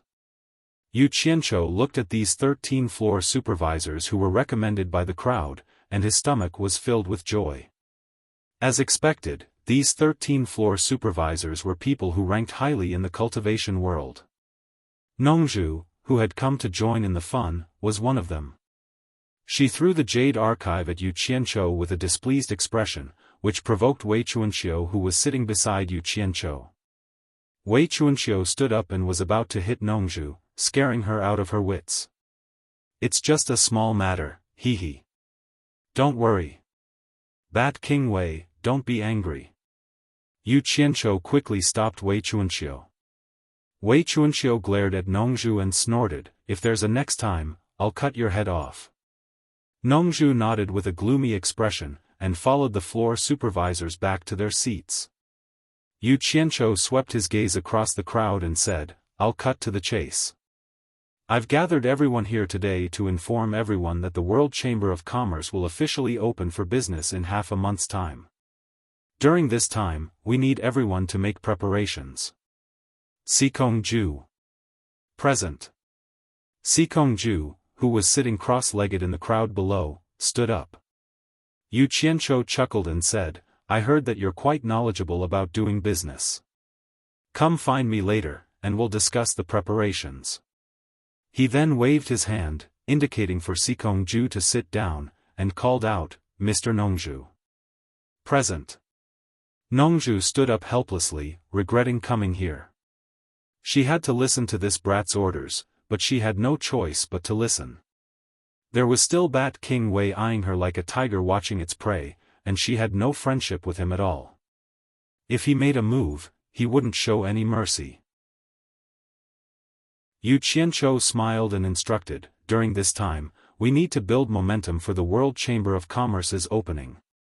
From tomorrow onwards, pick 10 people to distribute flyers at the Central Plaza every day for 10 days. Come find me later with Sikongju, and we'll discuss it properly." "Yes."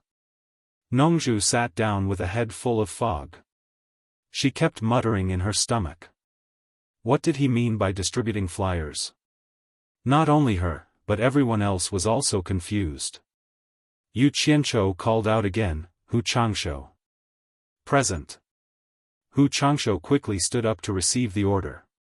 The smile on Yu Qianqiu's face disappeared, and he said solemnly, "From today onwards, you'll be in charge of the entire World Chamber of Commerce's defense.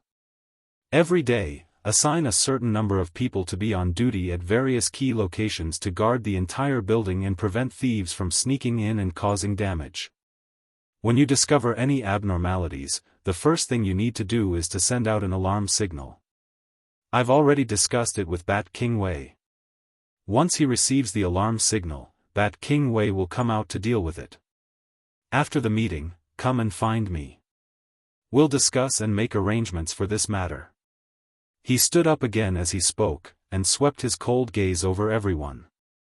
Everyone must listen to Hu Changshou's defense arrangements. You're not allowed to defy him. If you're discovered, you'll have to bear the consequences. Hearing this, everyone was a little surprised. Everyone knew that Hu Changshou had a grudge with Yu Qianzhou. They didn't expect that Yu Qianzhou would actually hand over such an important responsibility to Hu Changshou. This was truly beyond everyone's expectations. Hu Changshou himself was also greatly surprised. He cupped his fists and said somewhat excitedly, "Yes, sir." He had commanded many people, but this was the first time he had commanded so many soul formation experts.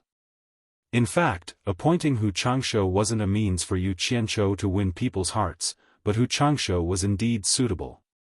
Back then, among the top 10 experts in the cultivation world, among those who could band together and contend against each other, Hu Changshou was the only one who was still alive. He was definitely a guy who had experienced all kinds of trials, and his ability to deal with all kinds of emergencies was unquestionable. Although Wen Lanfeng, Li Duxing, and Nongzhu were all at the late soul formation stage, they were absolutely no match for Hu Changshou in terms of troop deployment experience. This was the reason why Yu Qianzhou put Hu Changshou in such an important position. This meeting didn't last long. Yu Qianzhou mainly wanted everyone to get used to this mode, and secondly, he wanted everyone to be prepared to accept all kinds of deployments. After the meeting, Sikongju, Nongzhu, and Hu Changshou all left with Yu Qianzhou. They sat in the small conference room again and discussed the specific matters in detail. After they finished their secret discussion, Hu Changshou immediately began to arrange people to guard the entire mountaintop. Nongzhu's handsome face wrinkled like a bitter gourd.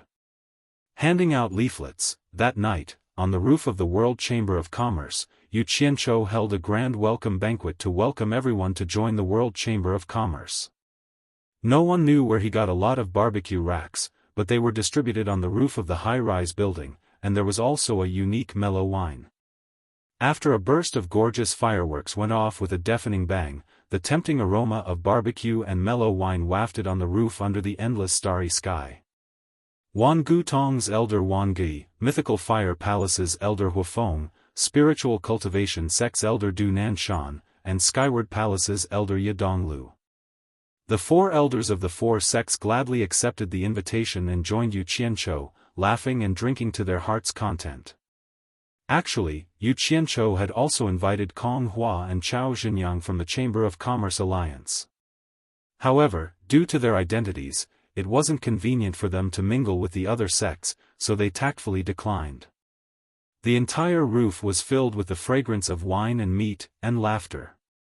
In addition to the fireworks that were set off earlier, it really attracted many people to float in the night sky to watch. Later on, Yu Qianzhou personally displayed his barbecue skills to serve the elders of the four sections. It could be said that he gave the four elders enough face. Sect Master Yu, why don't you invite Bat King Wei and White Cloud Mountain Chieftain over to join in the fun? Du Nanshan tilted his head to look at Wei Chuanxiu and Yun Peng, who were standing side by the railing. The other elders also nodded in agreement. In fact, in terms of cultivation, the four of them were only at the late Great Immortal stage, far inferior to Wei Chuanxiu and Yun Peng. However, because of their background, they were qualified to share a table with the two of them. Yu Qianzhou placed a skewer of barbecued food in front of them, shook his head and smiled bitterly. You all should know that White Cloud Mountain Chieftain doesn't like crowds. Let Bat King Wei accompany him. There's no need to force it, it won't work anyway. Hearing this, the others nodded and no longer talked about Wei Chuanxiu and Yun Peng. The lords kept glancing at them. They didn't expect Yu Qianzhou to establish a good relationship with the big sects of the immortal world in such a short period of time. They couldn't help but have a little more confidence in their own future. Yu Qianzhou harvested a pile of barbecued food from the barbecue rack and placed it on the table where the elders were seated. He also sat down and smiled to them. There's a piece of news that was originally going to be announced tomorrow. Since the elders have honored me with your presence, I'll disclose it in advance. My World Commerce Alliance is preparing to officially open in half a month. I wonder if the elders have any suggestions or reminders. Chapter 869. The few of them were startled. After looking at each other, they cupped their hands together and said some words of congratulations or auspicious opening. After the pleasantries, Wang Gui asked tentatively, "May I know what kind of business the world commerce will be relying on the opening day?" The other three also looked like they were all ears. Yu Qianqiu knew about this old tradition of the world commerce. Normally, on the opening day of a world commerce, they would bring out a business that could stabilize the scene as their main focus.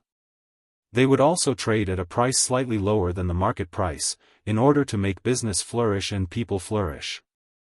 For example, if Skyward Palace opened, it would definitely use immortal pills as its main focus, while Mythical Fire Palace would use refined immortal weapons as its main focus. In short, they had to come up with a business that could withstand the test and not cause panic buying due to the low price, causing them to run out of stock on the opening day. In the immortal realm, this was a very important matter for a world commerce that did business. It had almost become an old rule. If they could withstand the test, it meant that the world commerce's strength and confidence were extraordinary. If they couldn't withstand the test, they would become a joke. Being forced to close on the opening day, if that wasn't a joke, then what was? This kind of thing often happened when some newly established world commerce opened. Because all kinds of businesses in the immortal realm had already been opened, the latecomers would be suspected of stealing business. Often, the large sects that did business with them would deliberately embarrass the small world commerce on the opening day and make a large purchase, forcing them to close on the opening day. Yu Qianqiu calmly opened his mouth and bit off a mouthful of meat from the iron skewer. He drank a mouthful of wine and swallowed it, then smiled faintly and said, "Elders, what do you think of my world commerce using immortal herbs as the main focus?" Immortal herbs? The few of them were all stunned. In the immortal realm, there were no world commerce or sects that specialized in immortal herbs. These things could only be sold if they were picked. In addition, there was a limit to their growth cycle. Other than a few sects that were proficient in alchemy for generations, they would spend a lot of time growing them. Generally, other than the period after the Divine Ruin realm closed, there were very few situations where they were sold on a large scale. Huofeng laughed heartily and said, "Sect Master Yu really knows how to pick a time. He actually chose to open the shop with immortal herbs right after the Divine Ruin realm closes. This is indeed a good idea. It can greatly reduce the risk of panic buying." "You can't say that." Yadonglu shook his head slowly. Although the immortal world doesn't have any merchant associations or sects that only deal in immortal herbs, and it's unlikely that a sect will try to take you down a notch on that day, Sect Master Yu, I'm afraid you still have to stock up a little more. It's better to be safe than sorry. What if someone deliberately comes to cause trouble? Huofeng looked at Yadonglu and chuckled. Opening with an immortal herb as the main item, if someone wants to buy it wantonly, I think it's most likely your Skyward Palace.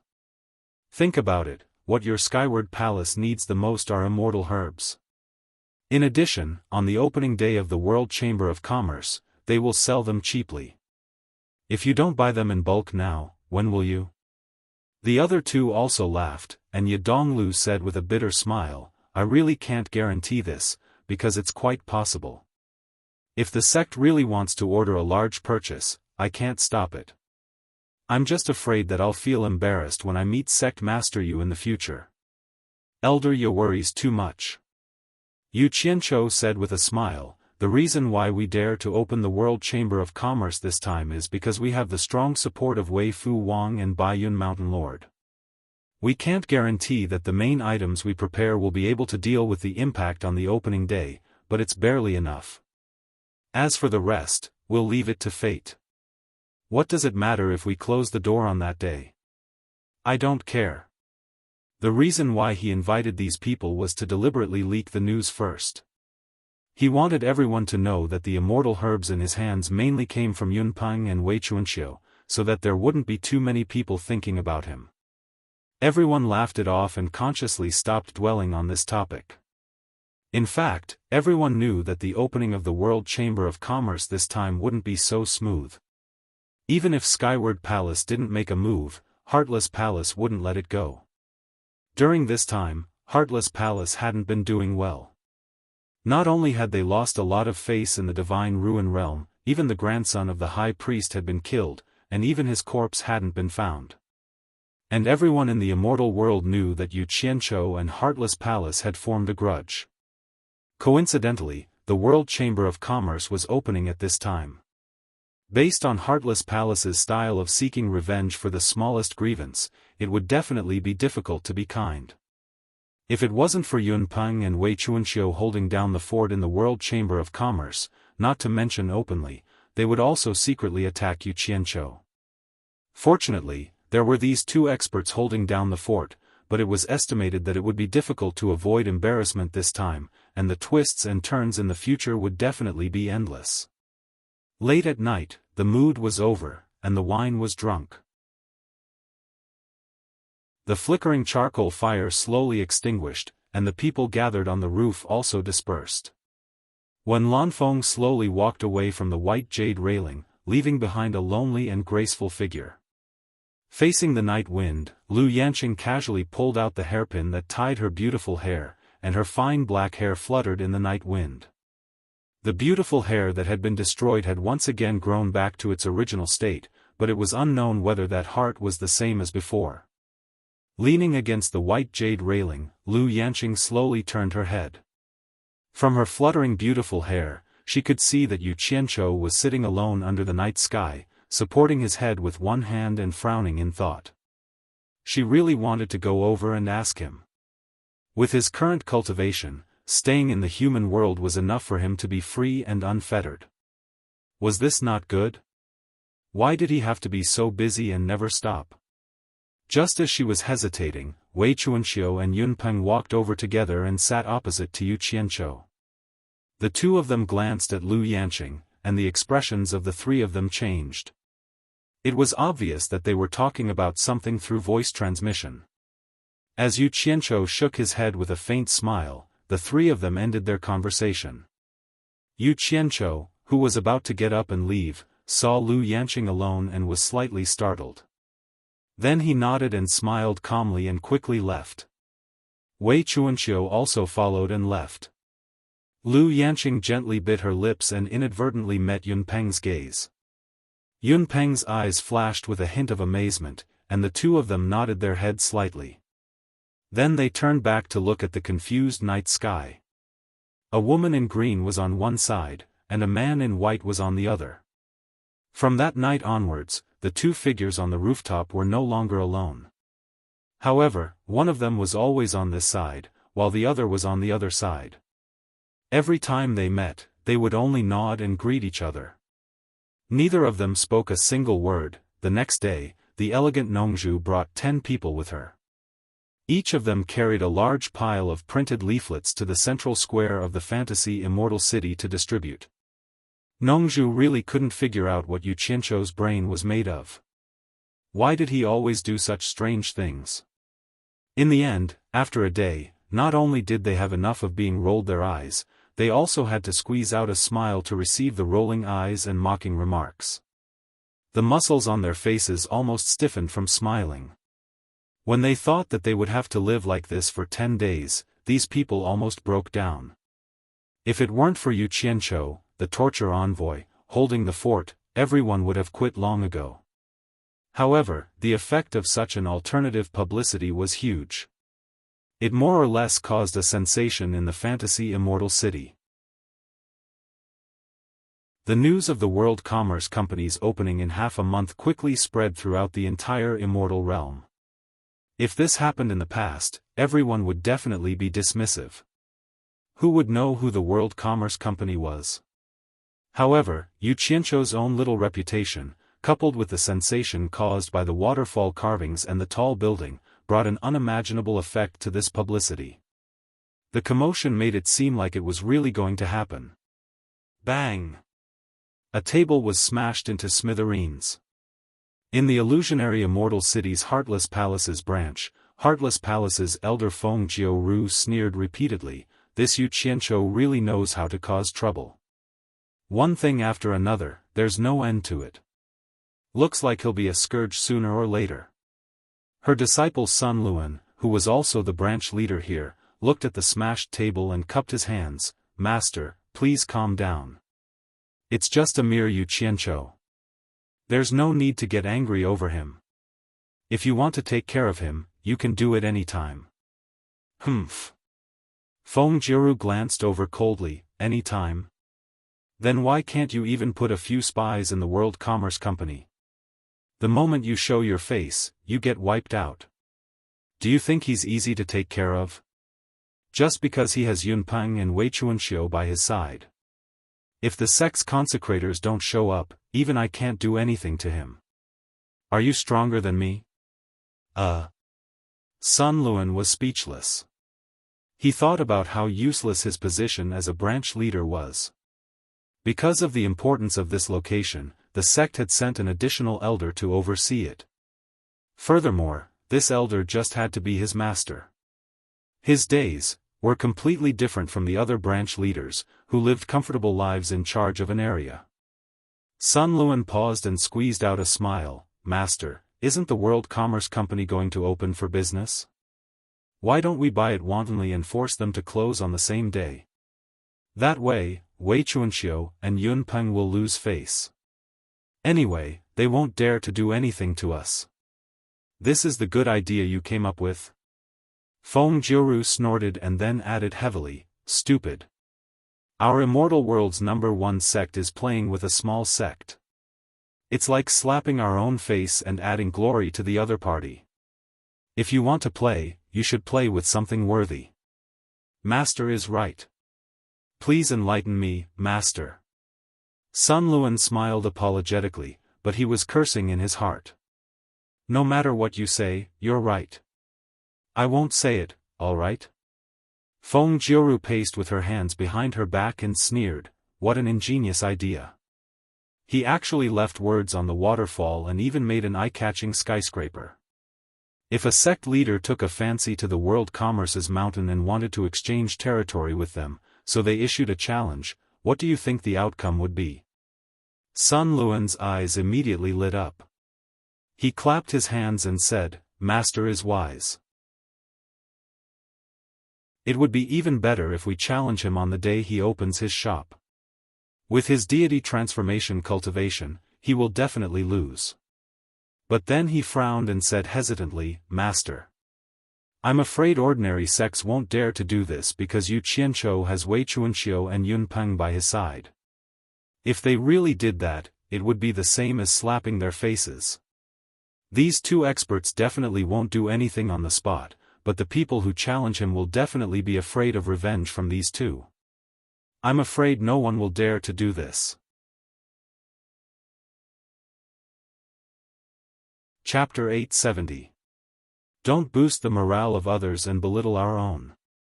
Feng Jiu sneered, my heartless palace has as many experts as there are clouds in the sky, the #1 sect in the immortal world. Let me ask you, who is more afraid of my heartless palace or those two loners? Sun Luan immediately flattered, of course it's our heartless palace.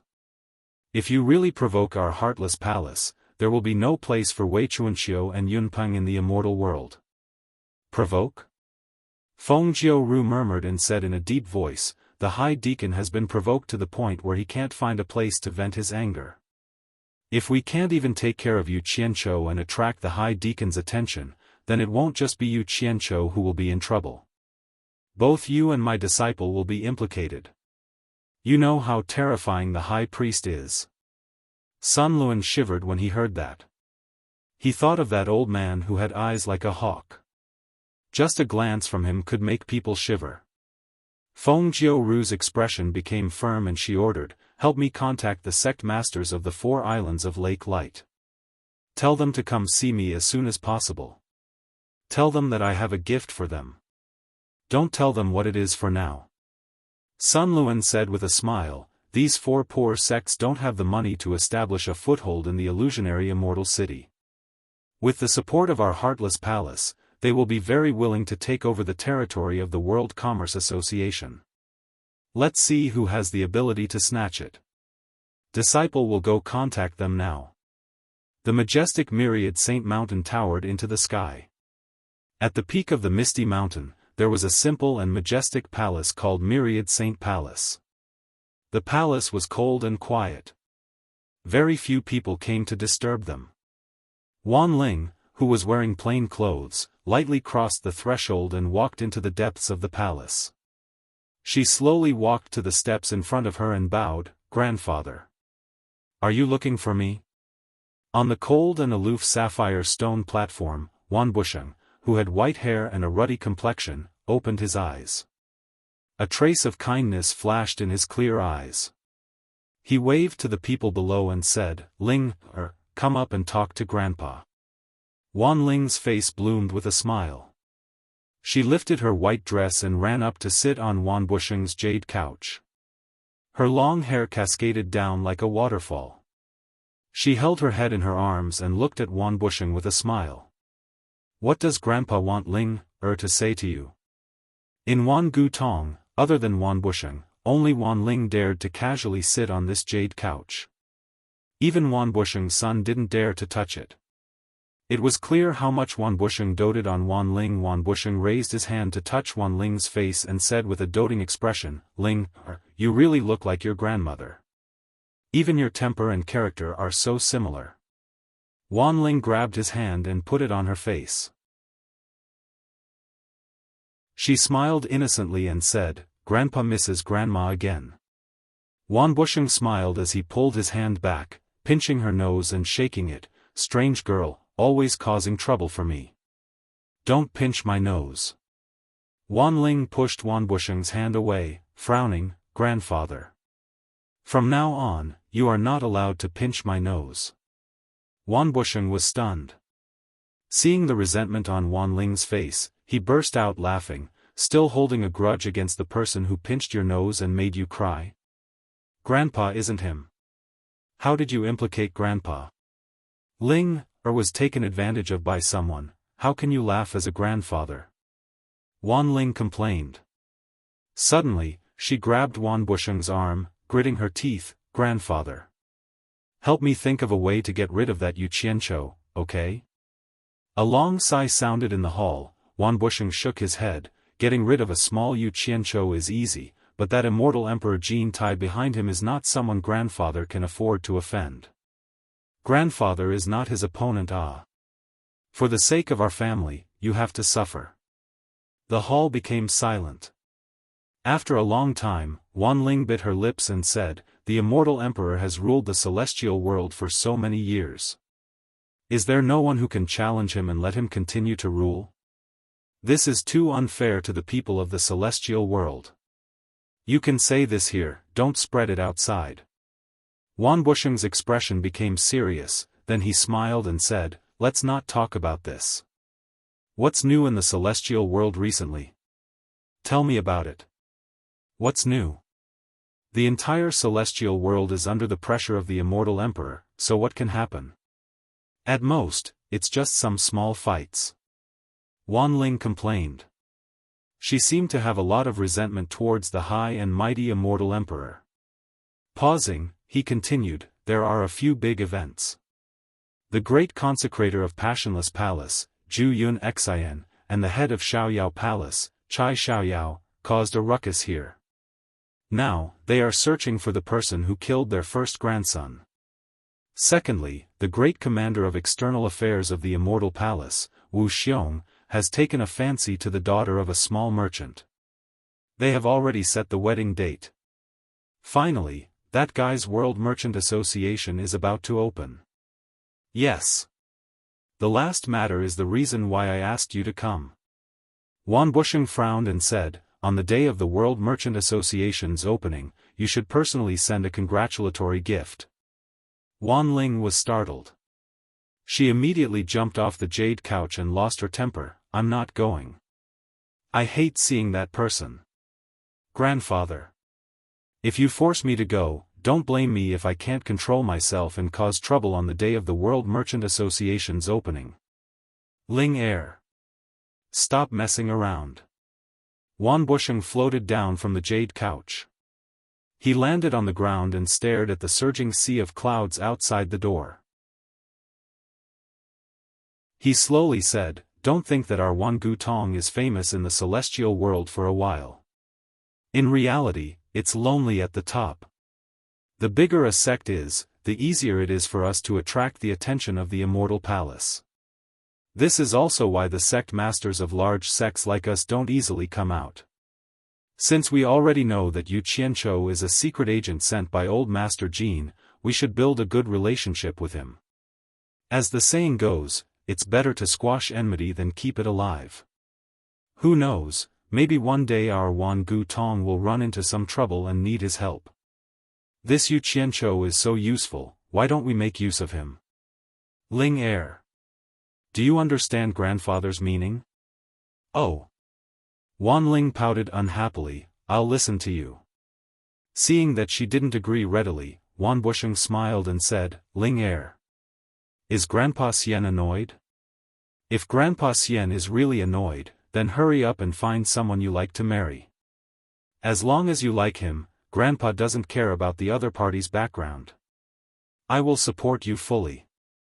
Otherwise, it's not good for an old lady to stay by Grandpa's side all the time.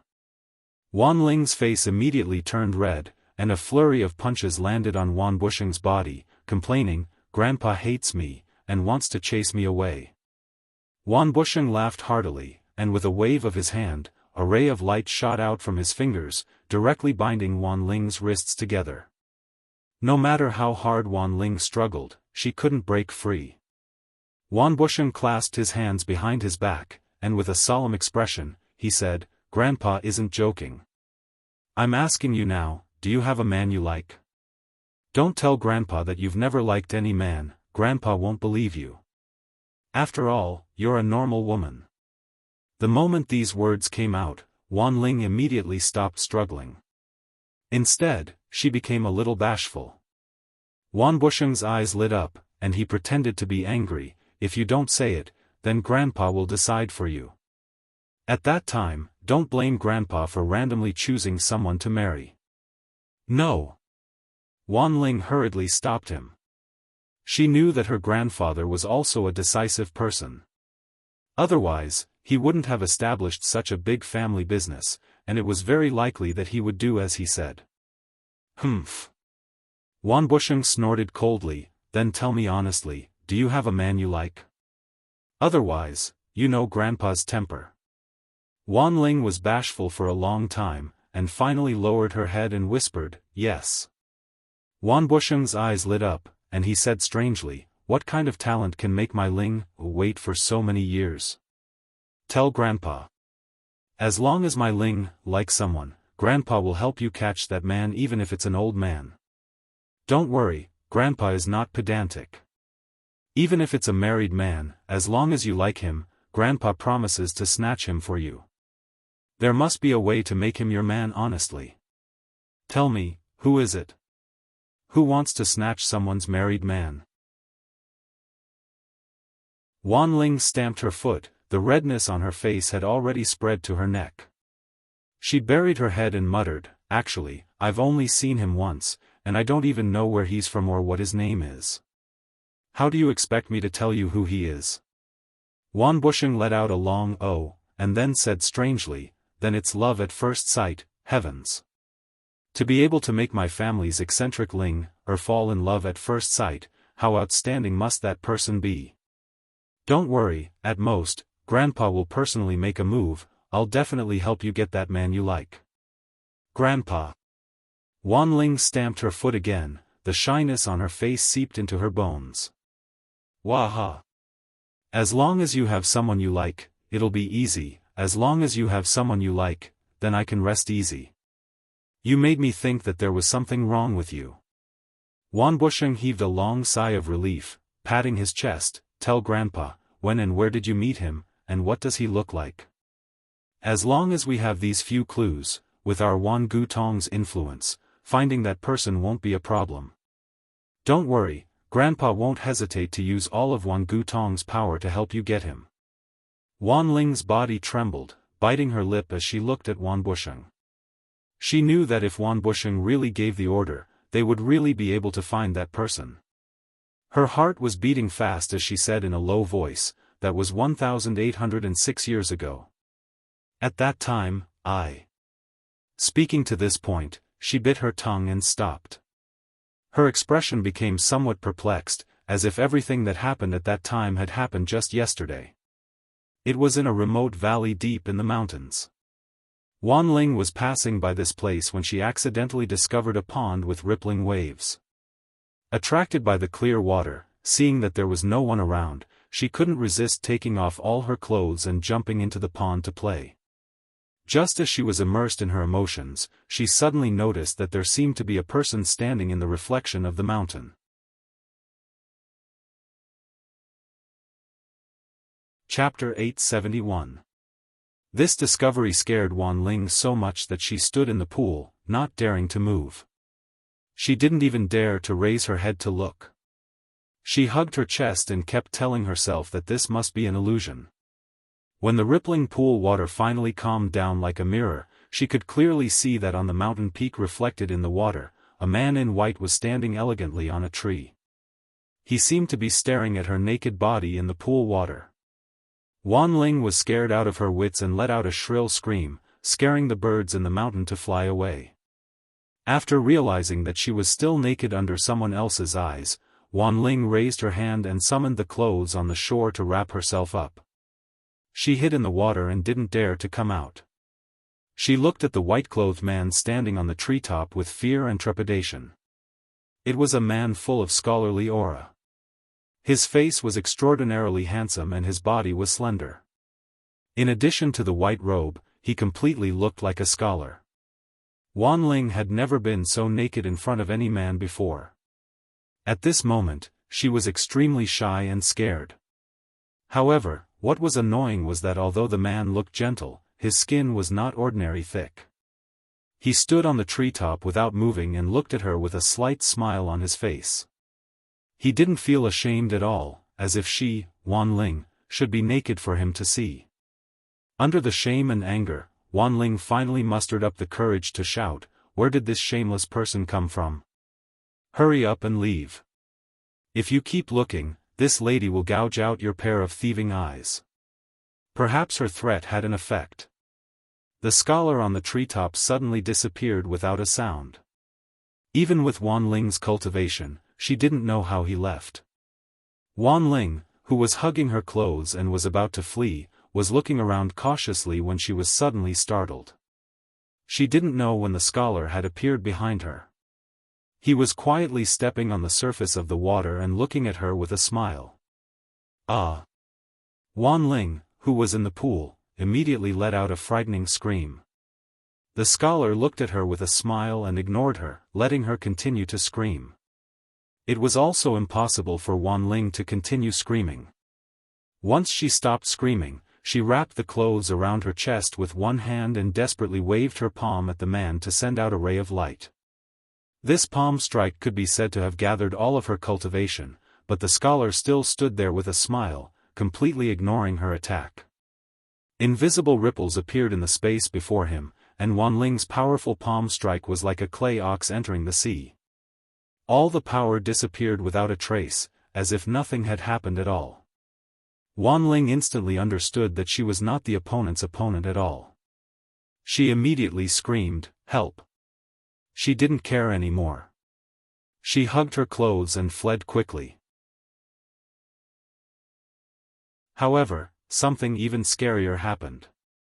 Wan Ling clearly saw the scenery around her fly by. She didn't know how far she had escaped, but when she stopped, she found that she was no different from not moving at all.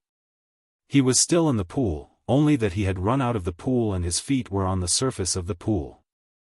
In this way, the other party would be able to see his body more clearly. "Ah!" Wan Ling screamed crazily as if she had seen a ghost. However, she was horrified to find that she couldn't hear her voice at all. The scholar opposite her walked over with a smile, raised his hand and pointed at her lightly. The clothes that wrapped around her body suddenly disappeared inexplicably. What happened next almost made Wan Ling collapse.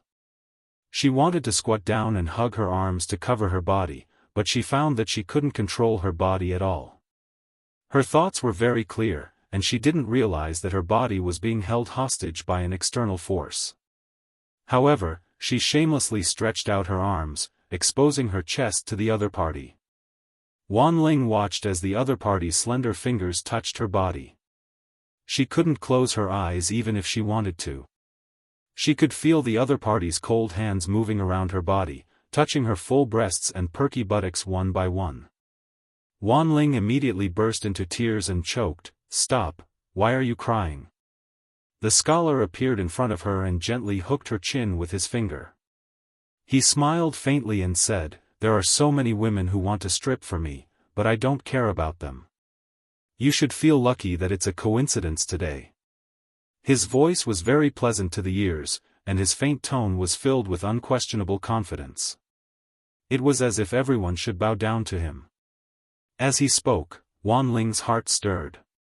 Her breathing quickened, and her heart thumped non-stop. The other party's deep and wise gaze was pressing in. Her chin was hooked up, and their lips were pressed together.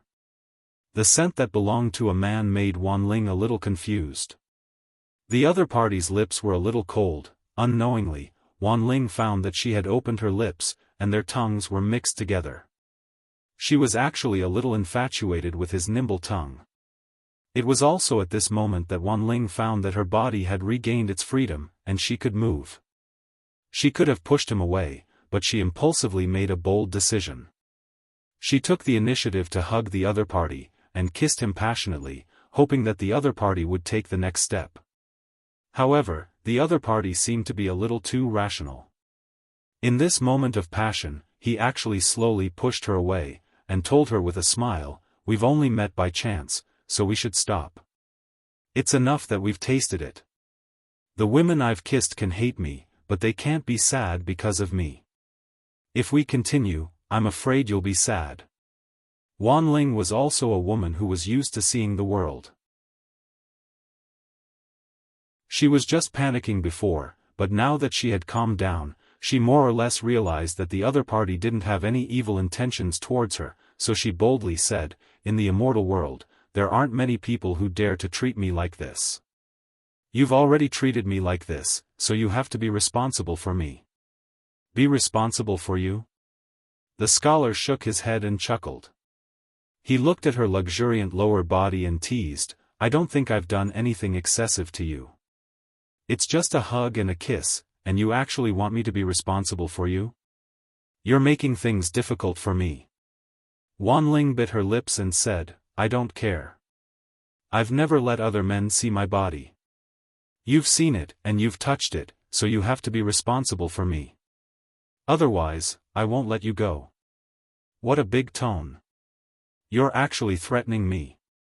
The scholar shook his head and chuckled. He turned around and said, "If you have the chance to know who I am, you'll naturally know that your request is too excessive. Stop." Wan Ling hugged her chest and shouted, "A big man dares to take responsibility for his actions. If you have the ability, then tell me your name." The scholar turned around and smiled, "If I tell you my name, I'm afraid you won't be able to bear it. It's better if you don't know." At this moment, a golden light suddenly flashed in the sky. The scholar raised his head and looked. Then, without saying anything, he disappeared in front of Wan Ling. "Stop. Come back here. You haven't told me your name." "Shameless!"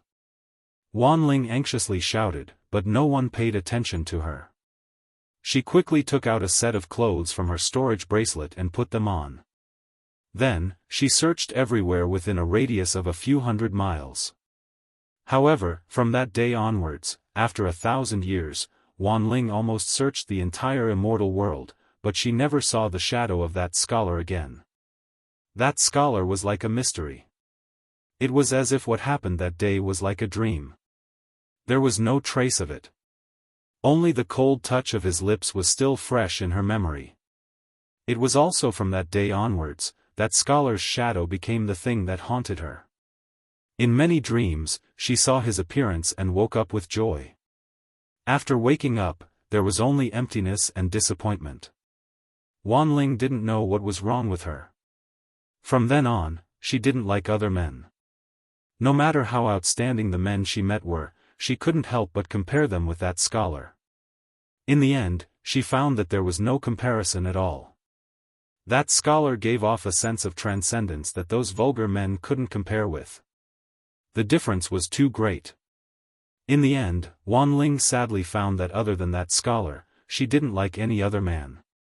If she hadn't come into contact with such a man, then it would have been fine. However, she just had to meet him. Thus, a standard was set in her heart and she always used it to measure other men. If she wasn't Wan Busheng's granddaughter and was just the daughter of an ordinary family, she would have given up. However, she was Wan Busheng's granddaughter. She had enough bargaining chips. From then on, as time went by, Wan Ling gradually had a strange habit. She couldn't bear to see other men and women in love. If the love of the other party stimulated her too much, she would do something like snatching the love away. She had seduced other men more than once. After the other party broke up, she would kick the man she seduced, creating a lot of tragedies for others. This was why Wan Busheng said that he was worried that she had a problem. Just think, how could a normal woman always do this kind of thing? Wan Ling had been playing other men in the palm of her hand all these years. In addition, with Wan Busheng's support, it could be said that she had never suffered losses from other men. But unfortunately, she met Yu Qianqiu. This guy was not easy to deal with. He was originally a rogue, and there was nothing he didn't dare to do. He never acted according to common sense, and he always used unscrupulous means to achieve his goals. Finally, he ruthlessly tricked Wan Ling, which made Wan Ling gnash her teeth in hatred, but there was nothing she could do. Ling, why don't you continue? Seeing that she was in a daze for a long time, Wan Busheng finally couldn't help urging her. If he didn't solve the problem of his precious granddaughter's marriage, it would really make him anxious. Because some old guys had already asked him if his granddaughter had a problem. He almost couldn't get out of the situation several times.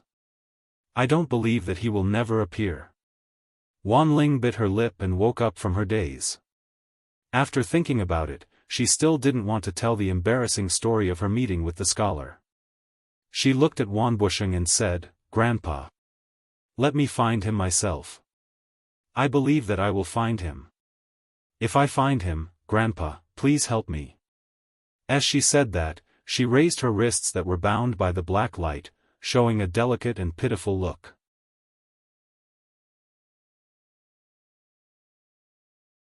Chapter 872. The Four Links Chamber of Commerce, which had been in dire straits before, had now been refurbished and the number of people working for it had suddenly increased. Nan Tianlong was going in and out of the entrance, welcoming and sending off guests from all over. The Four Links Chamber of Commerce had swept away its decadent trend and business was abnormally prosperous. Everyone in the town knew. In fact, it wasn't just the people in the town, everyone in the immortal world knew that the Four Links Chamber of Commerce's current situation was all thanks to one person. That was the Grand Commander of the Immortal Palace's external affairs, Wuxia. It was precisely because of the engagement between Wuxia and Mu Tianjiao that the Four Links Chamber of Commerce had undergone earth-shattering changes. As for the other large Bada Chamber of Commerce in the town, it had already been completely exterminated. Not a single person was left. The uprooting of the 8 Links Chamber of Commerce made the other small chambers of commerce in the town tremble with fear. When the Four Links Chamber of Commerce declined, there were many people who hit them when they were down, so they all moved out to avoid the brunt. At this point, only the Four Links Chamber of Commerce was left in the town. Even so, the town wasn't deserted, but rather flourished because of the Four Links Chamber of Commerce's rapid rise. The vicissitudes of life, the ups and downs, could be seen from this. Mu Bing came out of the main hall with a group of flattering people. After letting Nan Tianlong send off the guests, he turned to look at the backyard. His daughter, who had originally taken over the Chamber of Commerce's affairs, had agreed to the engagement with Wu Xiong's matchmaker. Then, she returned the Chamber of Commerce's affairs to him and rarely left the backyard. Mu Bing had always been apprehensive, vaguely feeling that his daughter didn't like this marriage at all. However, she still forced a smile and agreed to it. Even he couldn't stop it. At this time, Tao Zhong, who had become Mu Bing's trusted aide, walked over with large strides. He chuckled as he walked over and handed over a flyer. "President, the Immortal Palace is really efficient. The flyer that eldest miss wanted to see came in just a few days. They said it was the original flyer that the World Chamber of Commerce distributed in hallucinatory Immortal City." Mu Bing took the flyer and glanced at its contents.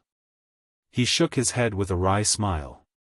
This kid has been causing quite a stir in the immortal world recently. It can be said that he's in the limelight. He then waved his hand at Tao Zhong. "Go help Tianlong greet the guests. I will personally deliver this to you. If there are any unimportant guests looking for me, just tell them I'm not free today and ask them to come back tomorrow." Not so long ago, when had the Four Links Chamber of Commerce ever had the qualifications to treat their customers like this? But the present was no longer the same. Tao Zhong smiled and cupped his hands. "Understood. I'll go right now." Looking at Tao Zhong's departing figure, Mu Bing stood silently for a while. This person was originally Mu Tianjiao's right-hand man, but now he had become her right-hand man. Mu Bing couldn't help but sigh as he turned around and walked towards the backyard. In the backyard, the plants were verdant and the flowers were delicate, attracting many butterflies and bees. As soon as Mu Bing walked in, he heard the sound of soil being shoveled from the dense nursery. He followed the sound and saw Mu Tianjiao squatting in the nursery with a small shovel to cultivate the soil for a rose that still had dew on it. Mu Tianjiao asked without raising her head, "Father, why are you here? Isn't it very busy outside?" Mu Bing glanced around and found that the originally barren nursery was now filled with roses. He couldn't help but curiously ask, "How did you fall in love with roses?" Mu Tianjiao gently smiled as she busied herself. "I accidentally heard Tao Zhong mention it and suddenly felt that I liked it, so I planted it. He said that roses are cold and drought-resistant. They don't have high requirements for soil and are very adaptable. The worse the environment, the brighter they bloom, and they can compete with other flowers for fragrance. But there are also drawbacks. They don't like sunlight as much as some flowers. If there's too much sunlight, the petals will easily dry up and lose their luster." Mu Bing trembled as he looked at his daughter's attire. Her originally valiant and formidable-looking attire had now been changed into a woman's attire. His voice trembled as he asked, "Tianjiao, are you talking about yourself?" The small shovel paused for a moment before continuing. Mu Tianjiao lightly smiled. "Father, you're thinking too much. Flowers are flowers, and I am me. How can we be confused? Now that the Four Links Chamber of Commerce's business is getting better, it must be very busy. Please forgive me for being unfilial. I want to be lazy before I get married. Please forgive me, Father." Are you blaming Father in your heart?" Mu Bing smiled miserably. "Yes. It's all because I'm useless. I have to rely on my daughter's life in exchange for the Chamber of Commerce's future.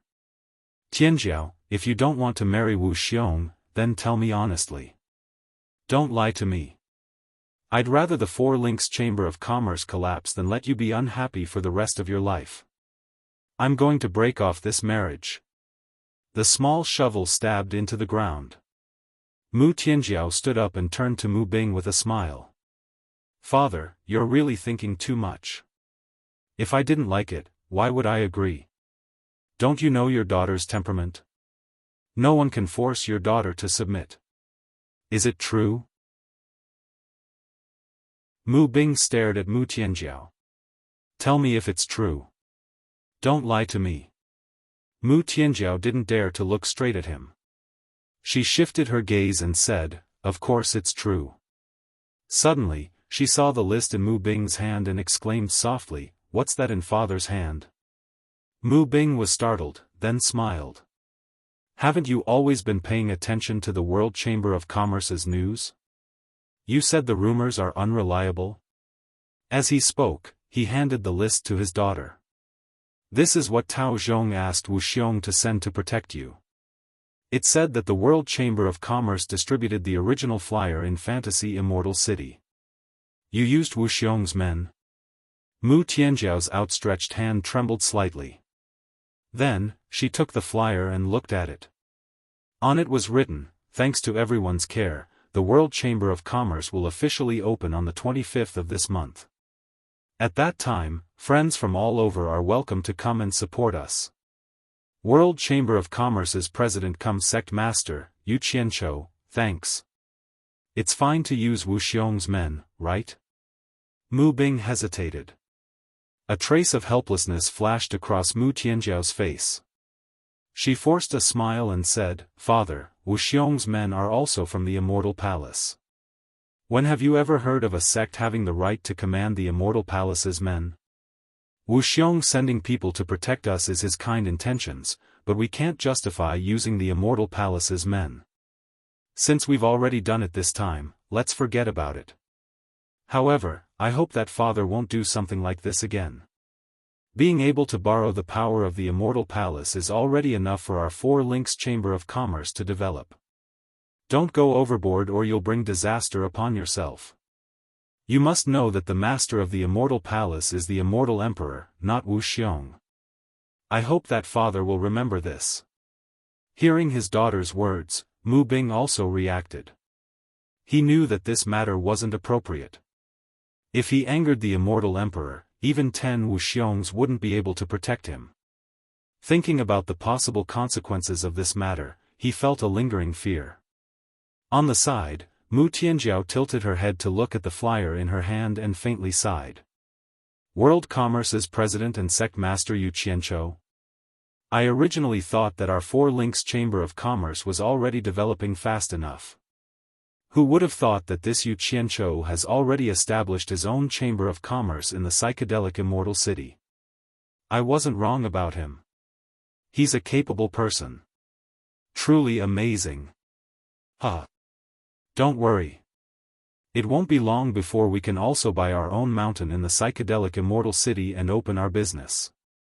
At that time, I'll add another 40 billion and register the Four Links Chamber of Commerce as a full-service Chamber of Commerce.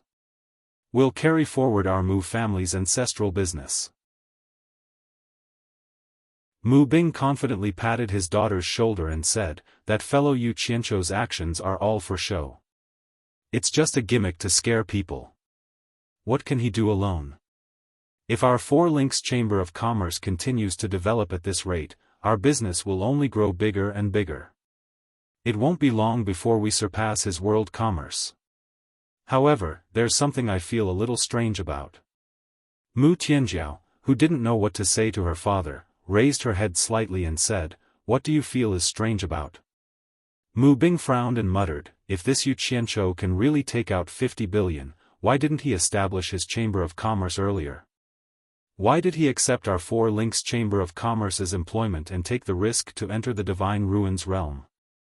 Do you think it's possible that he collected some rare immortal herb in the Divine Ruins realm and didn't give it to us? After he came out, he sold it for a large sum of money and then had the capital to establish the world commerce?" Mu Tianjiao looked at her father dumbfounded. Then, she lowered her head and forcefully folded the flyer in her hand. After calming herself down, she forced a smile and said, "Father, you have to know that even though 50 billion is a very large sum of money to us, let alone 50 billion, even 100 billion can't buy the Green-Winged Bat King and White Cloud Mountain Lord to follow us. These two early-stage Immortal Emperor experts can't be bought with money. So father, don't have that kind of suspicion towards Yu Qianqiu. Even if you do, don't mention it to outsiders." Hearing this, Mu Bing smiled awkwardly. "Hearing you say this, it seems that I've gauged the heart of a gentleman with my own mean measure. It's indeed not very likely. Daughter has interacted with him and carefully observed him. This person doesn't seem very proper, but he's an extremely capable person. When he's not paying attention, he's already using a series of methods. When he's not paying attention, he's already overturning the clouds and rain. Everything is within his control. This person will become a great person sooner or later. Unfortunately, I didn't succeed in roping him in. Otherwise, the future of our Four Links Chamber of Commerce would be even broader. Mu Tianjiao shook her head and sighed. It's easy to raise 1,000 troops, but it's hard to find a good general. Our Four Links Chamber of Commerce's pool is too shallow. It's not enough for him to overturn the rivers and seas. Mu Bing frowned. Tianjiao, I believe you if you say he's capable, but you're overestimating him too much. If he's really as powerful as you say, I'm afraid the first ones who won't tolerate him would be the big sects of the immortal world. Those big sects won't sit by and watch such a powerful person rise. This father of hers was sometimes clear-headed and sometimes muddle-headed, but most of the times he was muddle-headed was futile. No matter how much she explained, she could only pave the way. Mu Tianjiao bit her lips and said, Father, after all, I've fought alongside Yu Qianzhou in the Divine Ruin Realm. Now that his World Chamber of Commerce has opened, I want to personally send a congratulatory gift to congratulate him.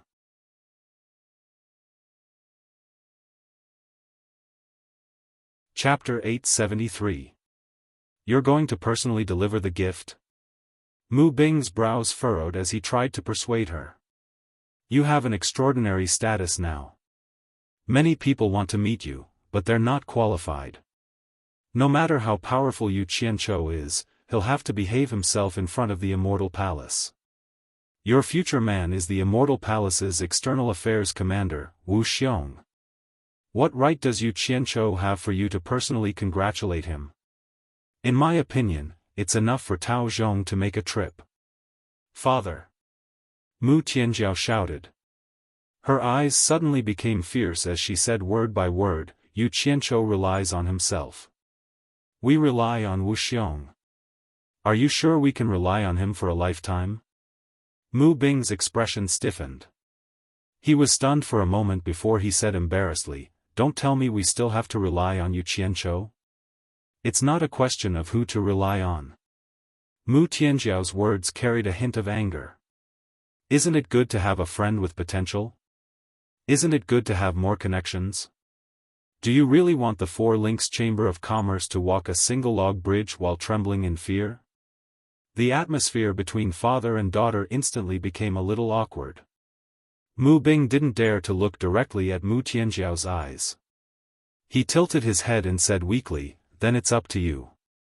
No matter how disappointing the other party was, he was still her father.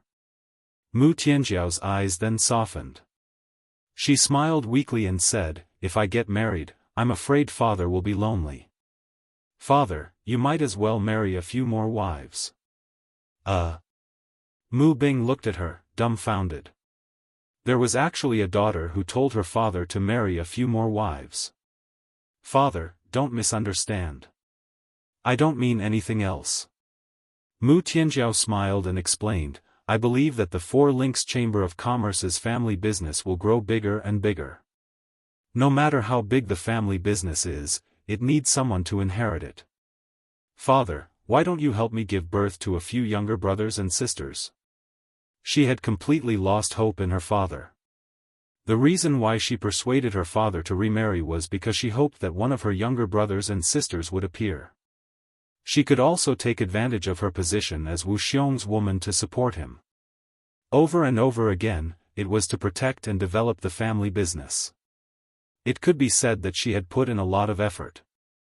However, Mu Bing couldn't understand his daughter's painstaking efforts. He was too embarrassed to discuss this topic with his daughter, so he found an excuse to run away.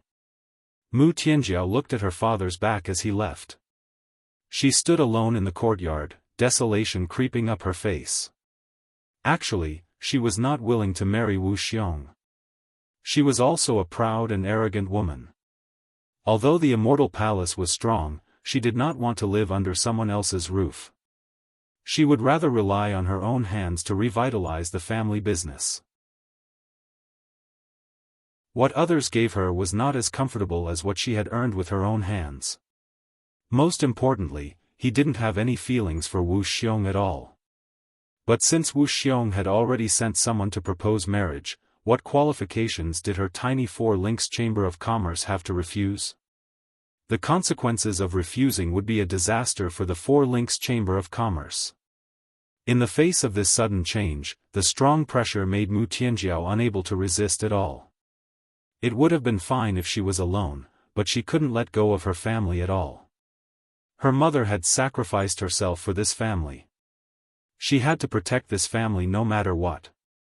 In the end, she could only compromise and sacrifice herself in order to agree to this marriage. Mu Tianjiao flattened the flyer that had been crumpled into a ball in her hand once again. She looked at the handwriting on it and bitterly smiled as she muttered, "Since Wuxia took a liking to me, that means I have some good points. But why is it that when I shamelessly confess to you, you don't feel anything for me at all? No matter how strong I am, I'm still a woman. Is it wrong to want to find a man I like to shelter me from the wind and rain? You said you only want to be a free wandering cultivator, but you single-handedly created the World Chamber of Commerce. You big liar, how can I endure this? The World Chamber of Commerce, the world.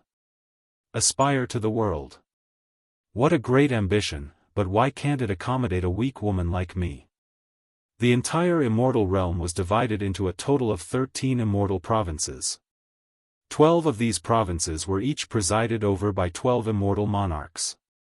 The immortal province where the illusionary immortal city was located was called the Immortal Bestowal Province. It was the largest of the 13 immortal provinces and was personally presided over by Immortal Emperor Jin Tai.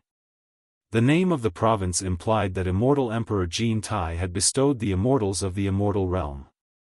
The Immortal Bestowal Province had an immortal paradise called the Paradise Immortal Realm.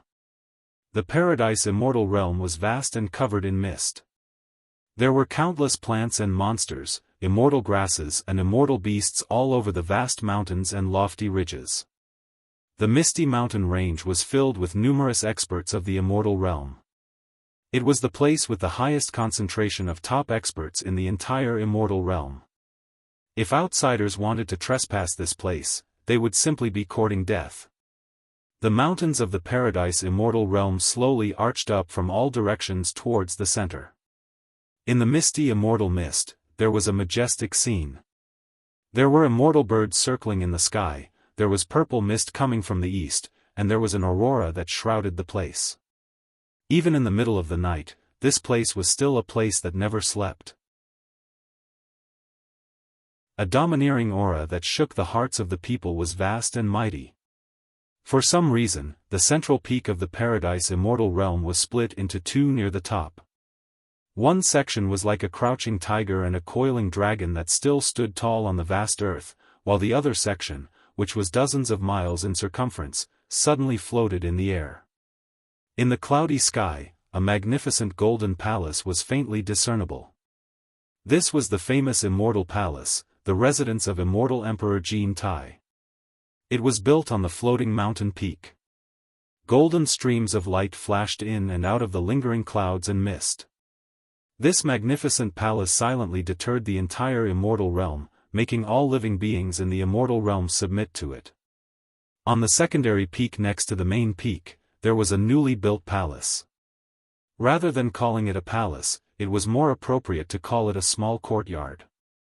Not a single piece of metal could be seen in the entire courtyard. It was all built with all kinds of jade and jadeite. It was as translucent as an exquisite palace or a crystal palace, extremely beautiful and enchanting. This palace was built under the order of Immortal Emperor Jin Tai in one day.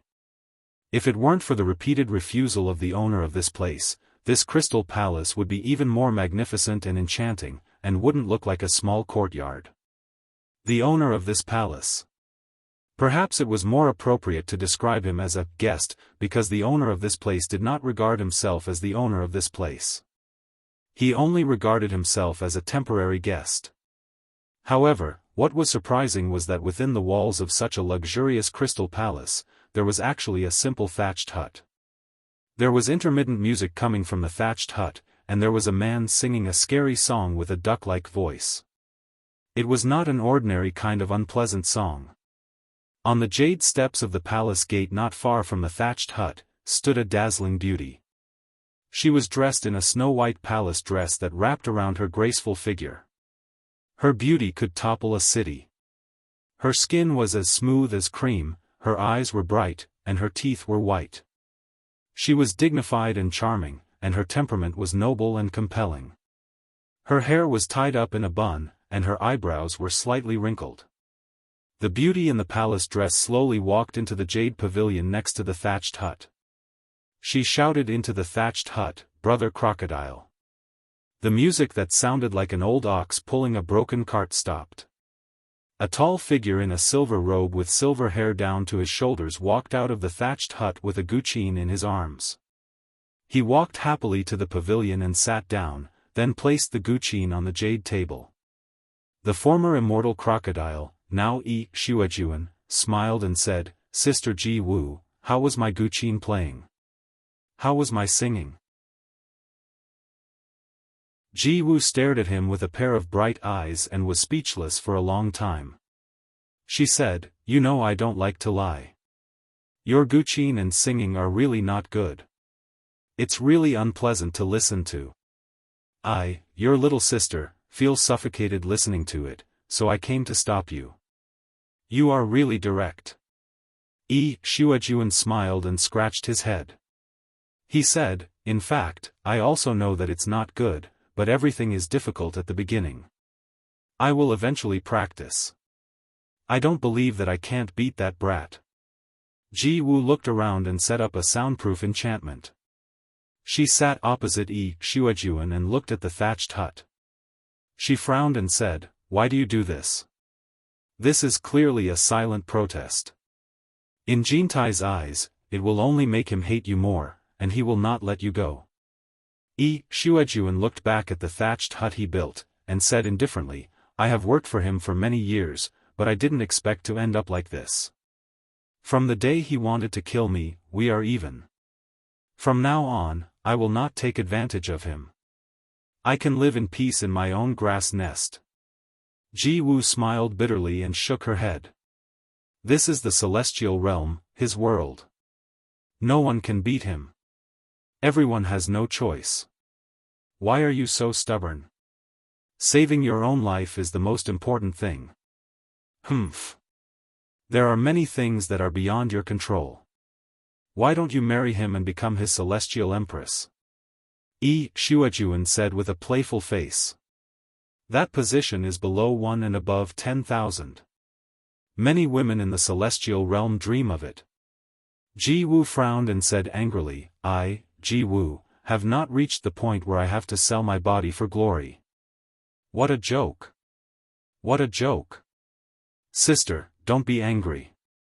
After Xuejuan waved her hand again and again, she raised her head and sighed, "In fact, you and I are both under house arrest here. It's up to Jintai to kill us.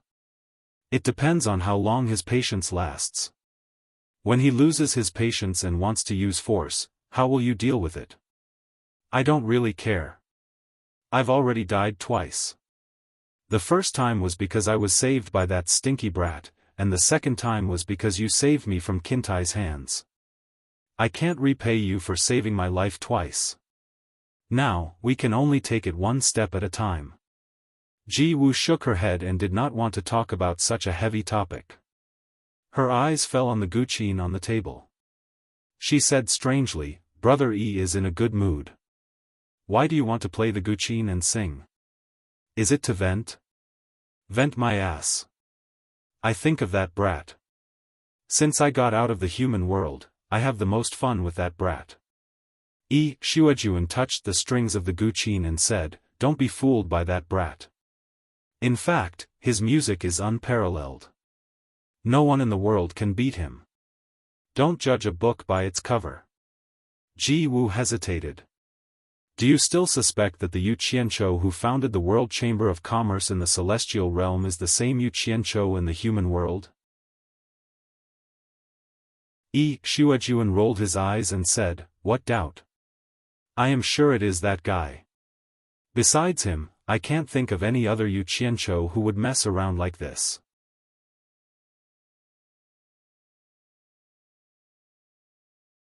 Chapter 874. Maybe it's just the same name. Besides, establishing a chamber of commerce is not fooling around. It only shows that this person is ambitious. Ji Wu didn't agree and said, plus you also know that it's impossible for that world to come to the immortal realm with the power of a deified spirit. He shouldn't be Yu Qianzhou. Why not? Yi Shuejuan counted with his fingers. First, the name Yu Qianzhou is too rare. The probability of them sharing the same name is too low. Secondly, the two of them just so happen to be at the deity transformation stage. Only that guy would dare to establish a chamber of commerce with a deity transformation stage cultivation. Third, don't be fooled by his soul formation cultivation. In fact, both of them are extraordinary. It is entirely possible for them to come to the immortal realm. Master and disciple? Have you met his master? Hearing him praise the master and disciple, Ji Wu couldn't help but ask, who is his master? Yi Shuejuan was in a dilemma. Should he answer or not? His reaction made Ji Wu even more curious. A trace of craftiness flashed through her bright eyes as she said, is it not convenient to reveal it to a girl? If it's inconvenient, then don't say it. Yi Shuejuan was embarrassed to hide it. After all, she saved his life. He hesitated and said, it's not that I don't want to tell you, but I'm afraid you will be angry. Angry? Ji Wu suddenly giggled and said, do you think we have the right to be angry when we are imprisoned in this place? Brother Yi doesn't understand me. I'm not a narrow-minded person. I don't need to be angry about everything. If there is anyone I can't forgive, it is Yi Zhao's disciple, slaying Luo. I didn't expect them to return to the immortal realm. Don't let me leave this place. Once I leave, I will not let any of them go. Ji Wu stared at Yi Shuejuan sharply. Don't tell me that Yu Qianzhou's master is slaying Luo? If that's the case, then I'm sorry brother Yi Shuejuan. I will not let Yu Qianzhou go either. As long as it's someone from the Rakshasa faction, I won't let a single one of them go. The resentment in her words was so deep that it was unforgettable. It could be seen that the sneak attack by the Rakshasa and the others when she was heavily injured had indeed hurt her heart. Shuejuan waved his hand and said, sister, don't misunderstand. Yu Qianzhou's master is definitely not Rakshasa. Rakshasa is not even qualified to carry his master's shoes. Ji Wu was surprised. She asked suspiciously, Yu Qianzhou has such a powerful teacher? Could he be one of the 12 great immortal monarchs of the immortal world? That's not right. I have no enmity with the 12 immortal dukes, so there's no need for me to be angry over them. Actually, there's no harm in telling you. I just hope that you can keep it a secret. After all, Yu Qianzhou is my benefactor. I don't want to hurt him, said Shuejuan with a bitter smile. Ji Wu nodded curiously as a form of assurance. Shuejuan knew that she was a person of her word. Without hesitation, he said slowly, in fact, you have met his master and fought with him.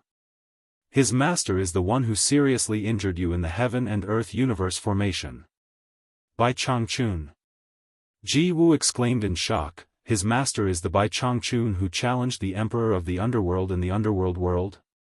Thinking of the green-robed elder, she still had lingering fear. The majestic fighting spirit contained in that thin figure made people respect and fear him. He was really a character. In the heaven and earth universe formation, the scene of 4 middle-stage immortal emperor experts fighting him together was still vivid in Ji Wu's mind. Yes, he is Yu Qianzhou's master. Shuejuan sighed with a complicated expression. From the first time I saw him, I knew he was a belligerent, but he did have some extraordinary abilities. I didn't expect him to be so crazy that he had the courage to challenge a terrifying character like the Emperor of the Underworld. He was seriously injured by the Emperor of the Underworld, but he still managed to escape. The Emperor of the Underworld has lost face this time. This by Changchun has undoubtedly shaken the authority of the Emperor of the Underworld, letting the people in the Underworld know that the Emperor of the Underworld is not invincible. I'm afraid the old monsters in the Underworld will be restless. The Underworld will be in chaos. Ji Wu was speechless. She really didn't expect that the master of the guy she didn't even want to look at was actually by Changchun. Her master had seriously injured her, and his disciple had saved her life at a critical moment. What was this? But now she believed Shuejuan's words. That Yu Qianchou might really be the current Yu Qianchou in the immortal world. Brother you don't have to look at me like that. Ji Wu shook her head and smiled bitterly.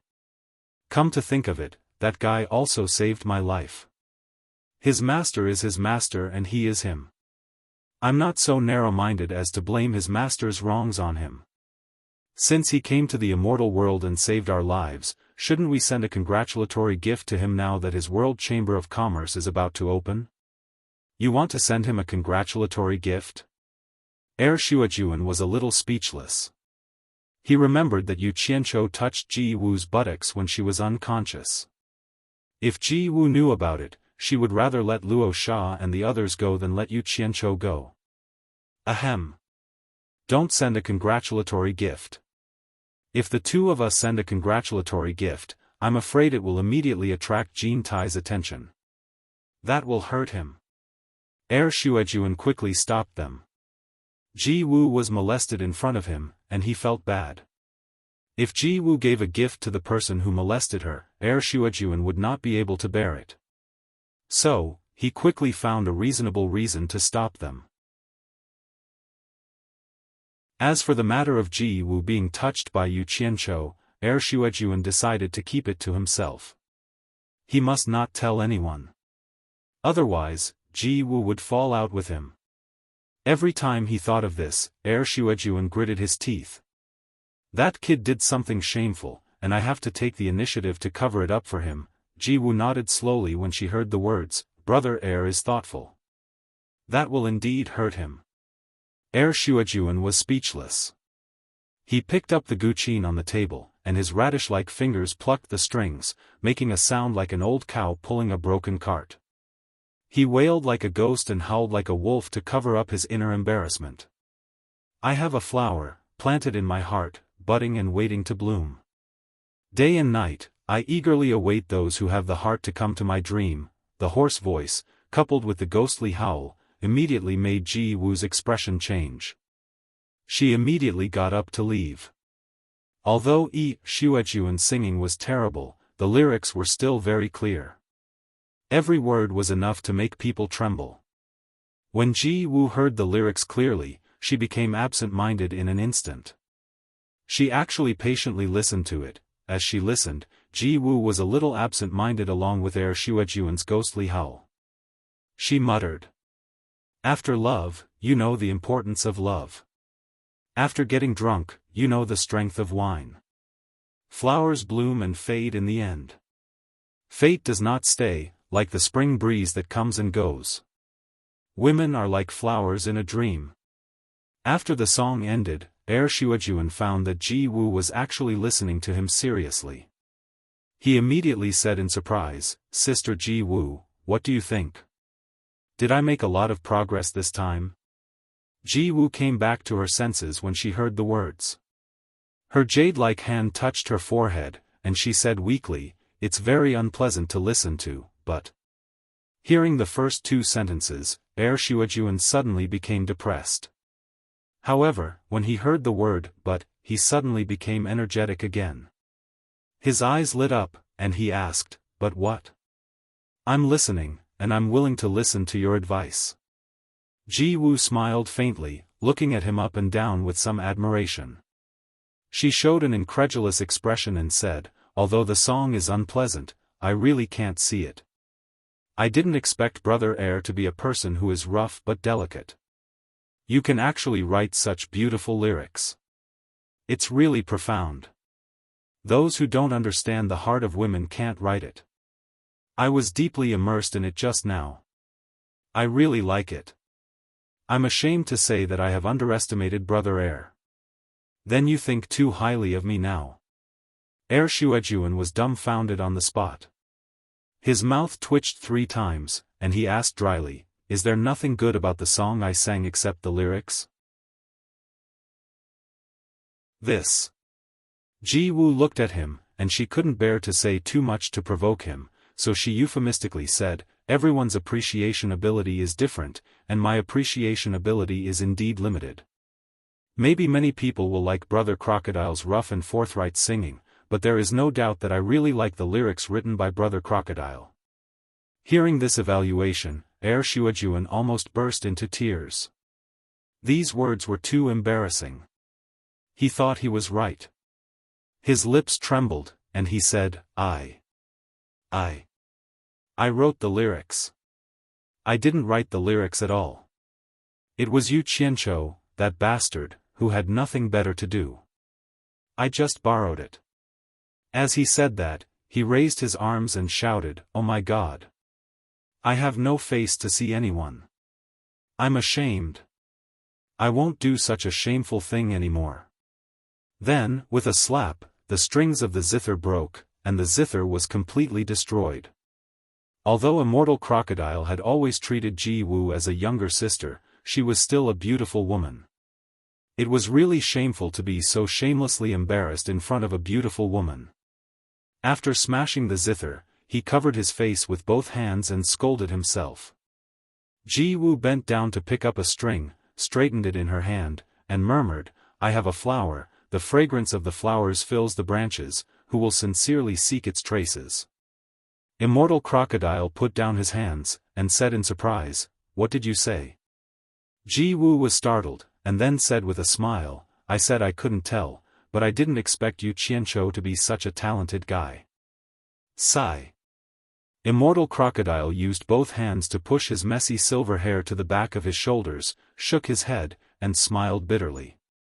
"Not just you, I have been with him for so long, and I can't tell. That time, after he was forced to show a little of his skills, I realized that this guy actually knows how to play with the instruments that women play with. But you don't say, even I, who don't understand music, think that the kid is really good at playing and singing.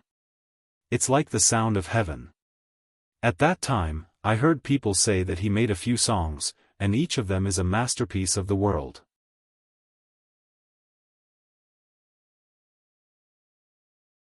Chapter 875.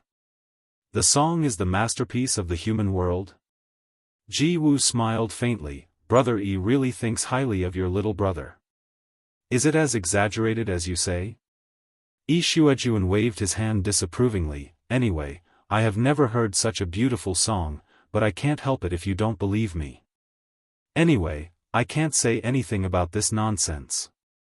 He was too lazy to explain, but Ji Wu seemed to be very interested. She wanted to get to the bottom of it.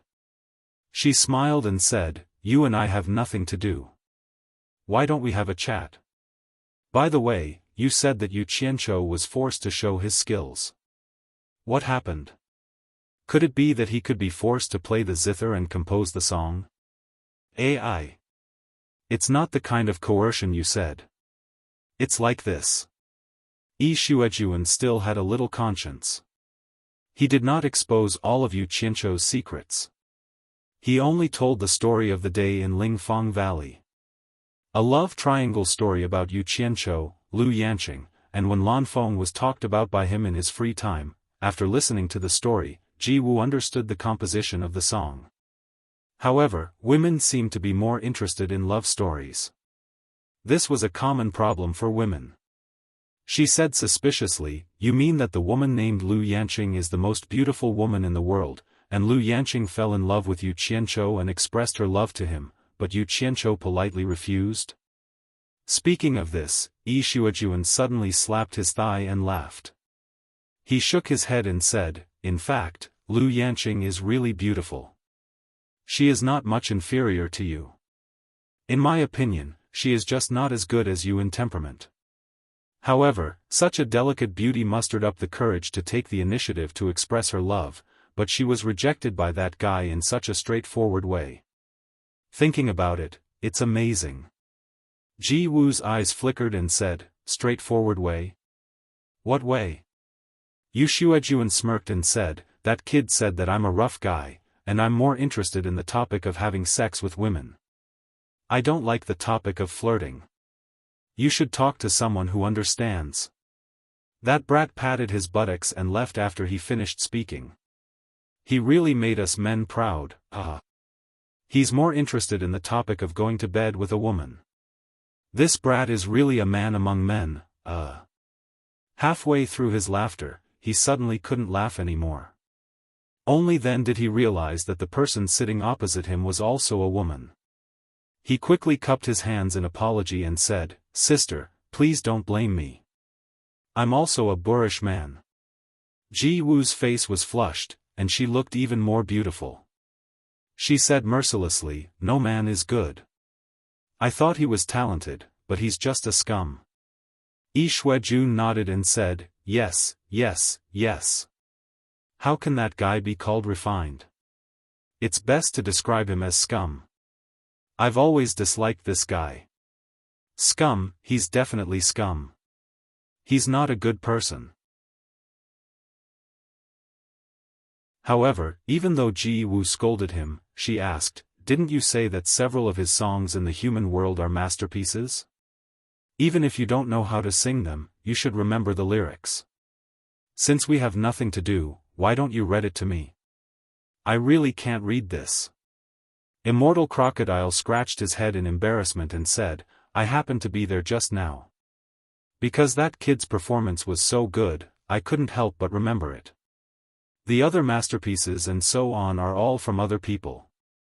I haven't heard them before, so I don't know if they're good or not. I see. Ji Wu smiled casually, but there was a hint of disappointment in her bright eyes. Because the World Chamber of Commerce in Fantasy Immortal City was about to open, the preparation work became heavy. However, there were still some clues. Under Sikong Ju's suggestion, Yu Qianchou sent Sikong Ju back and replaced him with his junior, Jing Yuankong.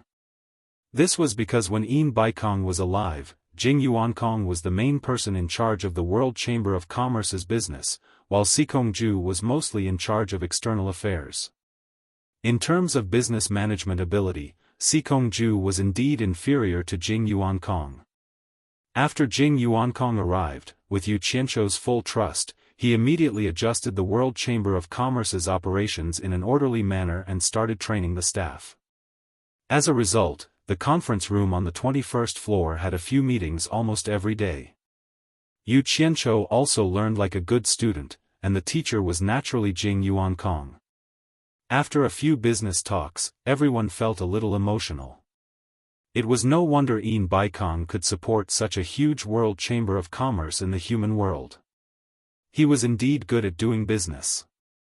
However, Jing Yuankong told everyone that these were just some superficial things.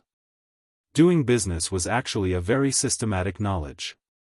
Experience was the foundation. Things that were too complicated were useless just by talking about it. Everyone had to integrate into it and put it into practice. Yu Qianchou also didn't expect everyone here to become experts in making money for the World Chamber of Commerce. After all, the opening day was not far away. He mainly let Jing Yuankong teach everyone some business rules and instill the attitude that the customer is the immortal emperor. They shouldn't be used to being the overlord of a region and fight with the other party because they couldn't take it lying down. That would be a mess. Thus, Yu Qianchou specially arranged for them to practice on the spot. One side would act as the bullied seller while the other side would act as the purposely difficult buyer. Wei Chuanxiu, who had always been following behind Yu Qianchou, understood these people after a period of time and gradually felt that it was strange. He realized that although the people Yu Qianchou recruited didn't seem to have much of a cultivation, they were all experts who could stand on their own. In terms of ability, they were definitely not the same cultivation disciples of the large sects or aristocratic families in the immortal world could compare to. If it wasn't for the fact that these people's cultivation were a little lacking, their ability to handle matters would definitely be comparable to some sect masters. They were all extremely slick and had very strong minds. They weren't like those itinerant cultivators who lived cautiously in the immortal world. No matter how you looked at them, they were all seasoned veterans. Especially after attending a few of Jing Yuankong's lessons, he felt that it was even more outrageous. This was simply a veteran who had experienced many battles in the business world. With such rich business experience, any sect would fight to have such a talent. Why was it a soul formation initial stage itinerant cultivator? Why would such talents flock to the World Chamber of Commerce? Wei Chunqiu couldn't figure out the reason no matter how he racked his brains. He could only lament that there were indeed many outstanding people in the wilderness. No wonder the top experts in the immortal world were often itinerant cultivators and itinerant immortals. On the 25th of the month, the day that everyone anticipated, the grand opening of the World Chamber of Commerce had finally arrived. The reason why everyone was looking forward to it wasn't because they wanted to show their support, but because they wanted to watch the show. Everyone seemed to have a premonition that the grand opening of the World Chamber of Commerce would definitely be a show to watch. And today's World Chamber of Commerce was indeed very lively.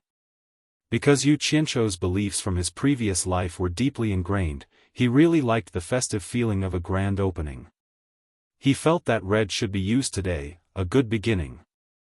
Thus, long red banners hung down from the top of the World Chamber of Commerce's building. On the banners were some auspicious words to welcome guests from all over the world. As for sects that he was familiar with like Wangu Tong and Mythical Fire Palace, Yu Qianzhou went to visit them a day in advance. He shamelessly begged them to send a long red banner to congratulate him. Wang Gei and the others were rendered speechless by him. They had never seen such a thing before. However, they weren't forcing people to do something, so they all reluctantly sent a banner according to his request. Yu Qianzhou naturally accepted it with a chuckle. He then ordered people to hang the red banners of these large sects in the most conspicuous places of the building to show off their connections. Everyone in the World Chamber of Commerce was forced by him to wear a big red flower on their chests. He himself took the lead and put on a bright red robe. He stood at the door like a bridegroom, cupped his fists and smiled as he welcomed the guests. On the two sides of the door stood 8 people with big red flowers on their chests. They smiled awkwardly as they welcomed the guests. Even Wei Chunqiu wasn't exempt. However, Wei Chunqiu felt that the big red flower on his chest wasn't pleasing to the eye. He might as well put it on his back. The group of people couldn't understand. Was there any meaning in doing such a vulgar thing? Of course, there were also people who didn't wear big red flowers. They stood alone on the roof and silently watched Yun Peng below. He wasn't a member of the World Chamber of Commerce, so Yu Qianzhou couldn't force him. But then again, it did give people a very festive feeling. One look and you could tell that the World Chamber of Commerce was holding a joyous event. Not only that, the Wangu Tong sect, Lifire Palace, Spirit Cultivation sect and Skyward Palace's red banners also caused the spectators to feel a sense of awe and respect. These 4 great sects were willing to hang out their banners to show their support, regardless of whether Yu Qianzhou had a deep relationship with them or not. In the eyes of the spectators, even if their relationship wasn't that deep, it didn't matter. But what most people didn't know was that these 4 banners were obtained by Yu Qianzhou shamelessly. Please. Please. Please. Please come in. Yu Qianzhou's face was a little dark as he squeezed out a smile and invited a guy he didn't know into the building. Even though he had decorated the opening ceremony to be very festive, there didn't seem to be many people coming in to support him. The number of people that went in wasn't even as many as the people he had set out to receive. But what made people's hair stand on end was that the people watching the show were densely packed in the air. Yu Qianzhou, who had been suppressing a bellyful of anger, really wanted to use his violet flame flying sword to send out 10,000 swords at the same time, knocking down all the spectators and dragging them in. However, thinking was just thinking about it. So he could only comfort himself that this was just the beginning, the main character should still be behind. Whispers and laughter filled the air. Wei Chuanxiu walked out of the door with a big red flower on his back. He stared coldly at the people in the air who were laughing at him. The deterrence of an expert was still there. Under Wei Chuanxiu's threatening gaze, all of them shut up. After waiting for a while, Yu Qianqiu, who was wearing a festive red robe, also slowly walked out. He coldly looked around. He also felt that something was wrong. The few guests that went in couldn't even compare to him in cultivation and probably couldn't afford to buy anything. Wang Gei and the other 3 families should have come to support him, but none of them came. This matter was very strange.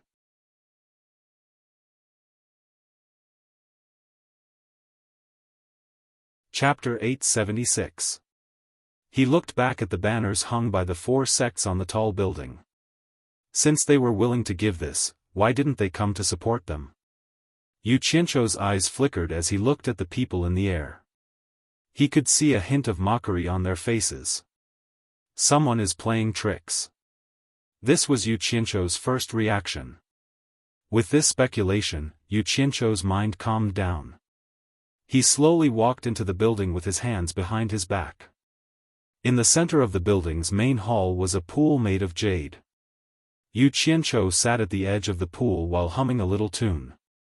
He crossed his legs and looked at the small fish in the pool. From time to time, he would glance at the cultivators who were admiring the various immortal herbs. These people's cultivation levels weren't high. There was only one late-stage soul formation cultivator. They were all admiring the immortal herbs in the crystal cabinets in the hall with amazement. A few cultivators with big red flowers on their chests were eagerly introducing the immortal herbs to the people in the hall. The degree of emptiness at the opening was beyond everyone's expectations. However, there were a lot of people watching from the outside. The cold on the inside and the warm on the outside made everyone feel that something was wrong. Although the cultivators with big red flowers on their chests stood in their respective positions, they couldn't help but glance at Yu Qianqiu.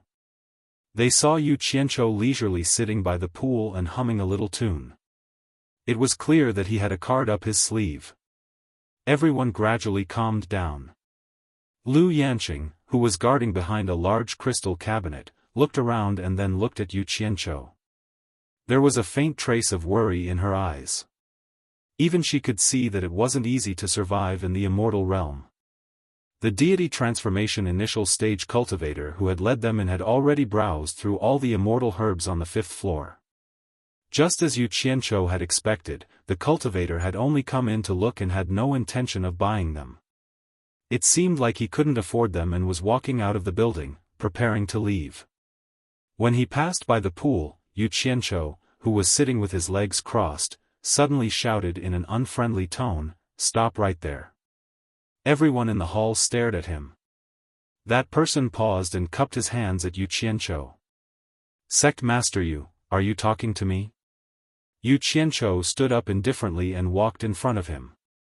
He said coldly, "Why did you steal my world commerce's immortal herbs?" When he said this, the lords in the hall quickly checked the crystal cabinets they were guarding. They found that none of the immortal herbs were missing. They looked at each other in confusion. That person's expression stiffened. When he saw everyone looking at him as if they were looking at a thief, he faintly felt that something was wrong.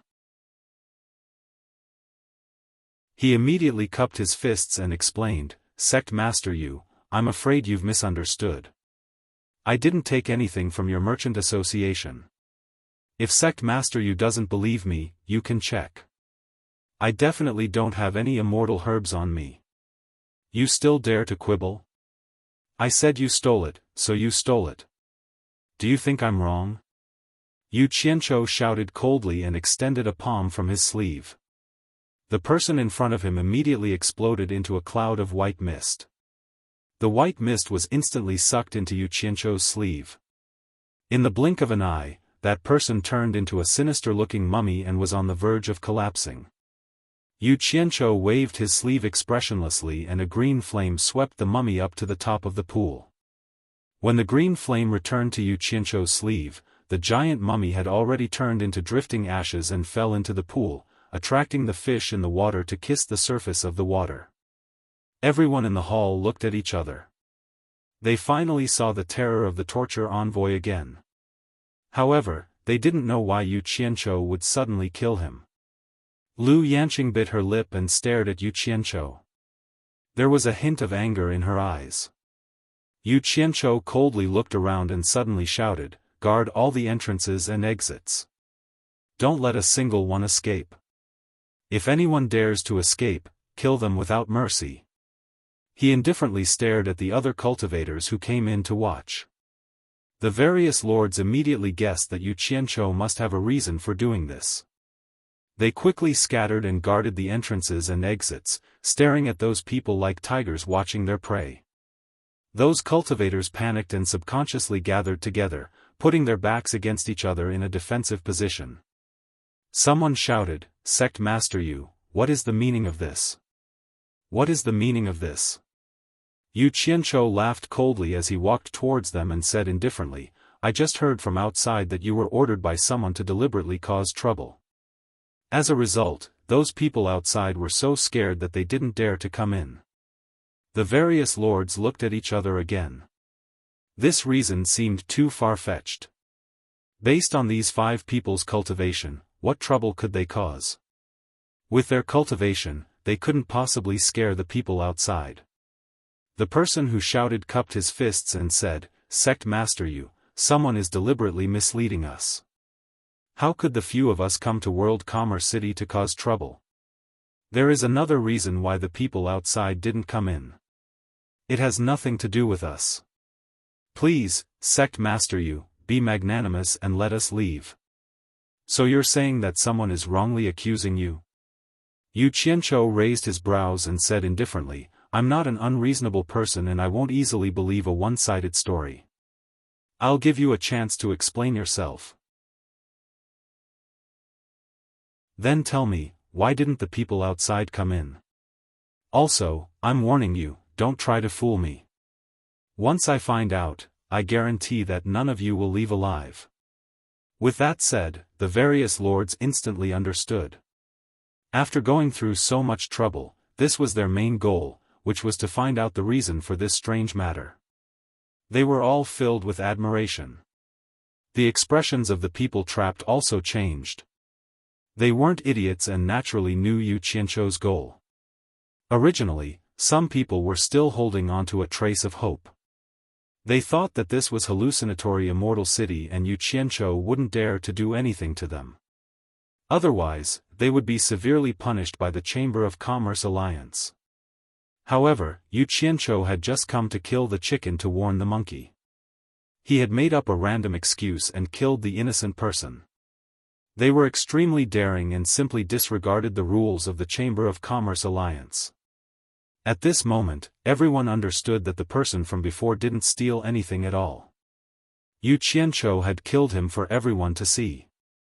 After a moment of silence in the hall, Yu Qianzhou said indifferently, "My patience is limited. I believe everyone has heard that the 30 disciples of the Heartless Palace all died in my hands in the ruins of God. Ask yourselves, how do you compare to them? I advise you to say it as soon as possible. Once I lose my patience, even if you want to say it, I might not want to hear it." Ruthless in the front and warning behind, forcing the few of them to have no way out. The cultivator who spoke to Yu Qianzhou gritted his teeth and said, "Sect leader Yu, this matter really has nothing to do with us. Before I came, I heard that in the morning, before the World Commerce Alliance opened, the Heartless Palace's elder Feng Jiaoru suddenly sent a message to the various sects managers, saying that if anyone dared to support the World Commerce Alliance, they would not give the Heartless Palace any face and would be going against the Heartless Palace. That's all I know." Sure enough, someone was playing tricks behind the scenes. The lords of the various countries all had stern looks in their eyes. Yu Qianzhou looked at the others expressionlessly and asked, "Is what he said true?" "That's what I've heard." "I've heard the same thing," a few people said one after another. "Yu Nantian!" Yu Qianzhou suddenly shouted. Yu Nantian, who was dressed in a white cloak, responded and flashed over. Yu Qianzhou squinted his eyes and said, "Even the loose cultivators here know about such a big thing, but we didn't hear anything. If this continues, we will be eaten by others sooner or later. From today onwards, I'll leave the matter of gathering information to you. If you have nothing to do, go out and take a stroll. In the future, when the conditions are right, you have to organize a group of people specifically in charge of this matter. Our world commerce cannot be blind or deaf. Got it. Yunantian clasped his hands angrily and said, "What should we do now? I'm just afraid that I don't know what happened. It'll be easier now that I know." Damn it. They're going too far. Do they think I'm made of clay? Just wait and see, you dog. Yu Qianzhou walked outside with large strides. Sect Master Yu, can you let us go now? The person who had spoken to Yu Qianzhou earlier asked. In the end, Yu Qianzhou shouted without even turning his head, "Don't leave a single one alive, kill." With this order, the trapped people immediately cried out in alarm. Someone shouted angrily, "Yu Qianzhou, you despicable person, I'll fight you to the death." However, the lords of the various countries who were already boiling with murderous intent had already attacked first. Dozens of figures surrounded and attacked ruthlessly. In an instant, the hall was filled with the sounds of a fierce fight. With such a sudden commotion inside, the onlookers outside immediately knew that a fight had broken out. Before Yu Qianzhou could walk out of the door, Wei Chuanxiu, who was carrying a big red flower on his back, had already flashed in. Seeing the fight that had quickly ended inside, he said in shock, "What's going on?" Yu Qianzhou ignored him and walked to the area outside the door. He looked around coldly at the onlookers and shouted sternly, "Throw out the corpses for me." As soon as he finished speaking, a few mutilated and dismembered corpses were thrown out from inside. The onlookers floating in the air were instantly shocked. They didn't know what was going on with the World Commerce Association. Previously, when they were recruiting people, there had already been cases of people dying in a fight. Now, something like this happened again. Weren't they afraid that the Commerce Association Alliance would punish them severely? Wei Chuanxiu. Yu Qianzhou shouted again. With a flash of green light, Wei Chuanxiu had already landed beside him. Before the doubt on his face had disappeared, he saw Yu Qianzhou shout angrily at the crowd, "Heartless Palace's elder Feng Jiu-Ru actually dared to openly send people to provoke our World Commerce Association in broad daylight. Smashing and robbing, committing all sorts of crimes. This is simply intolerable. This cannot be tolerated. Our World Commerce Association was forced to protect ourselves and had no choice but to kill. Bat King Wei, quickly go and invite the Commerce Association Alliance to uphold justice." Ah! How could this be? They're too daring. This heartless palace is too arrogant. The sounds of discussion in the air immediately became chaotic. Most of the people knew that Feng Jiu-Ru had ordered the sects to blackmail them, so they were waiting here to watch the show. They wanted to see the World Commerce Association embarrass themselves. However, they didn't expect Feng Jiu-Ru to be so daring. She actually sent people to smash and rob. This was a bit too much. You're tuning into the Xiaofan's Wuxia Tales YouTube channel. Don't forget to subscribe and join us on this journey to catch the most captivating stories.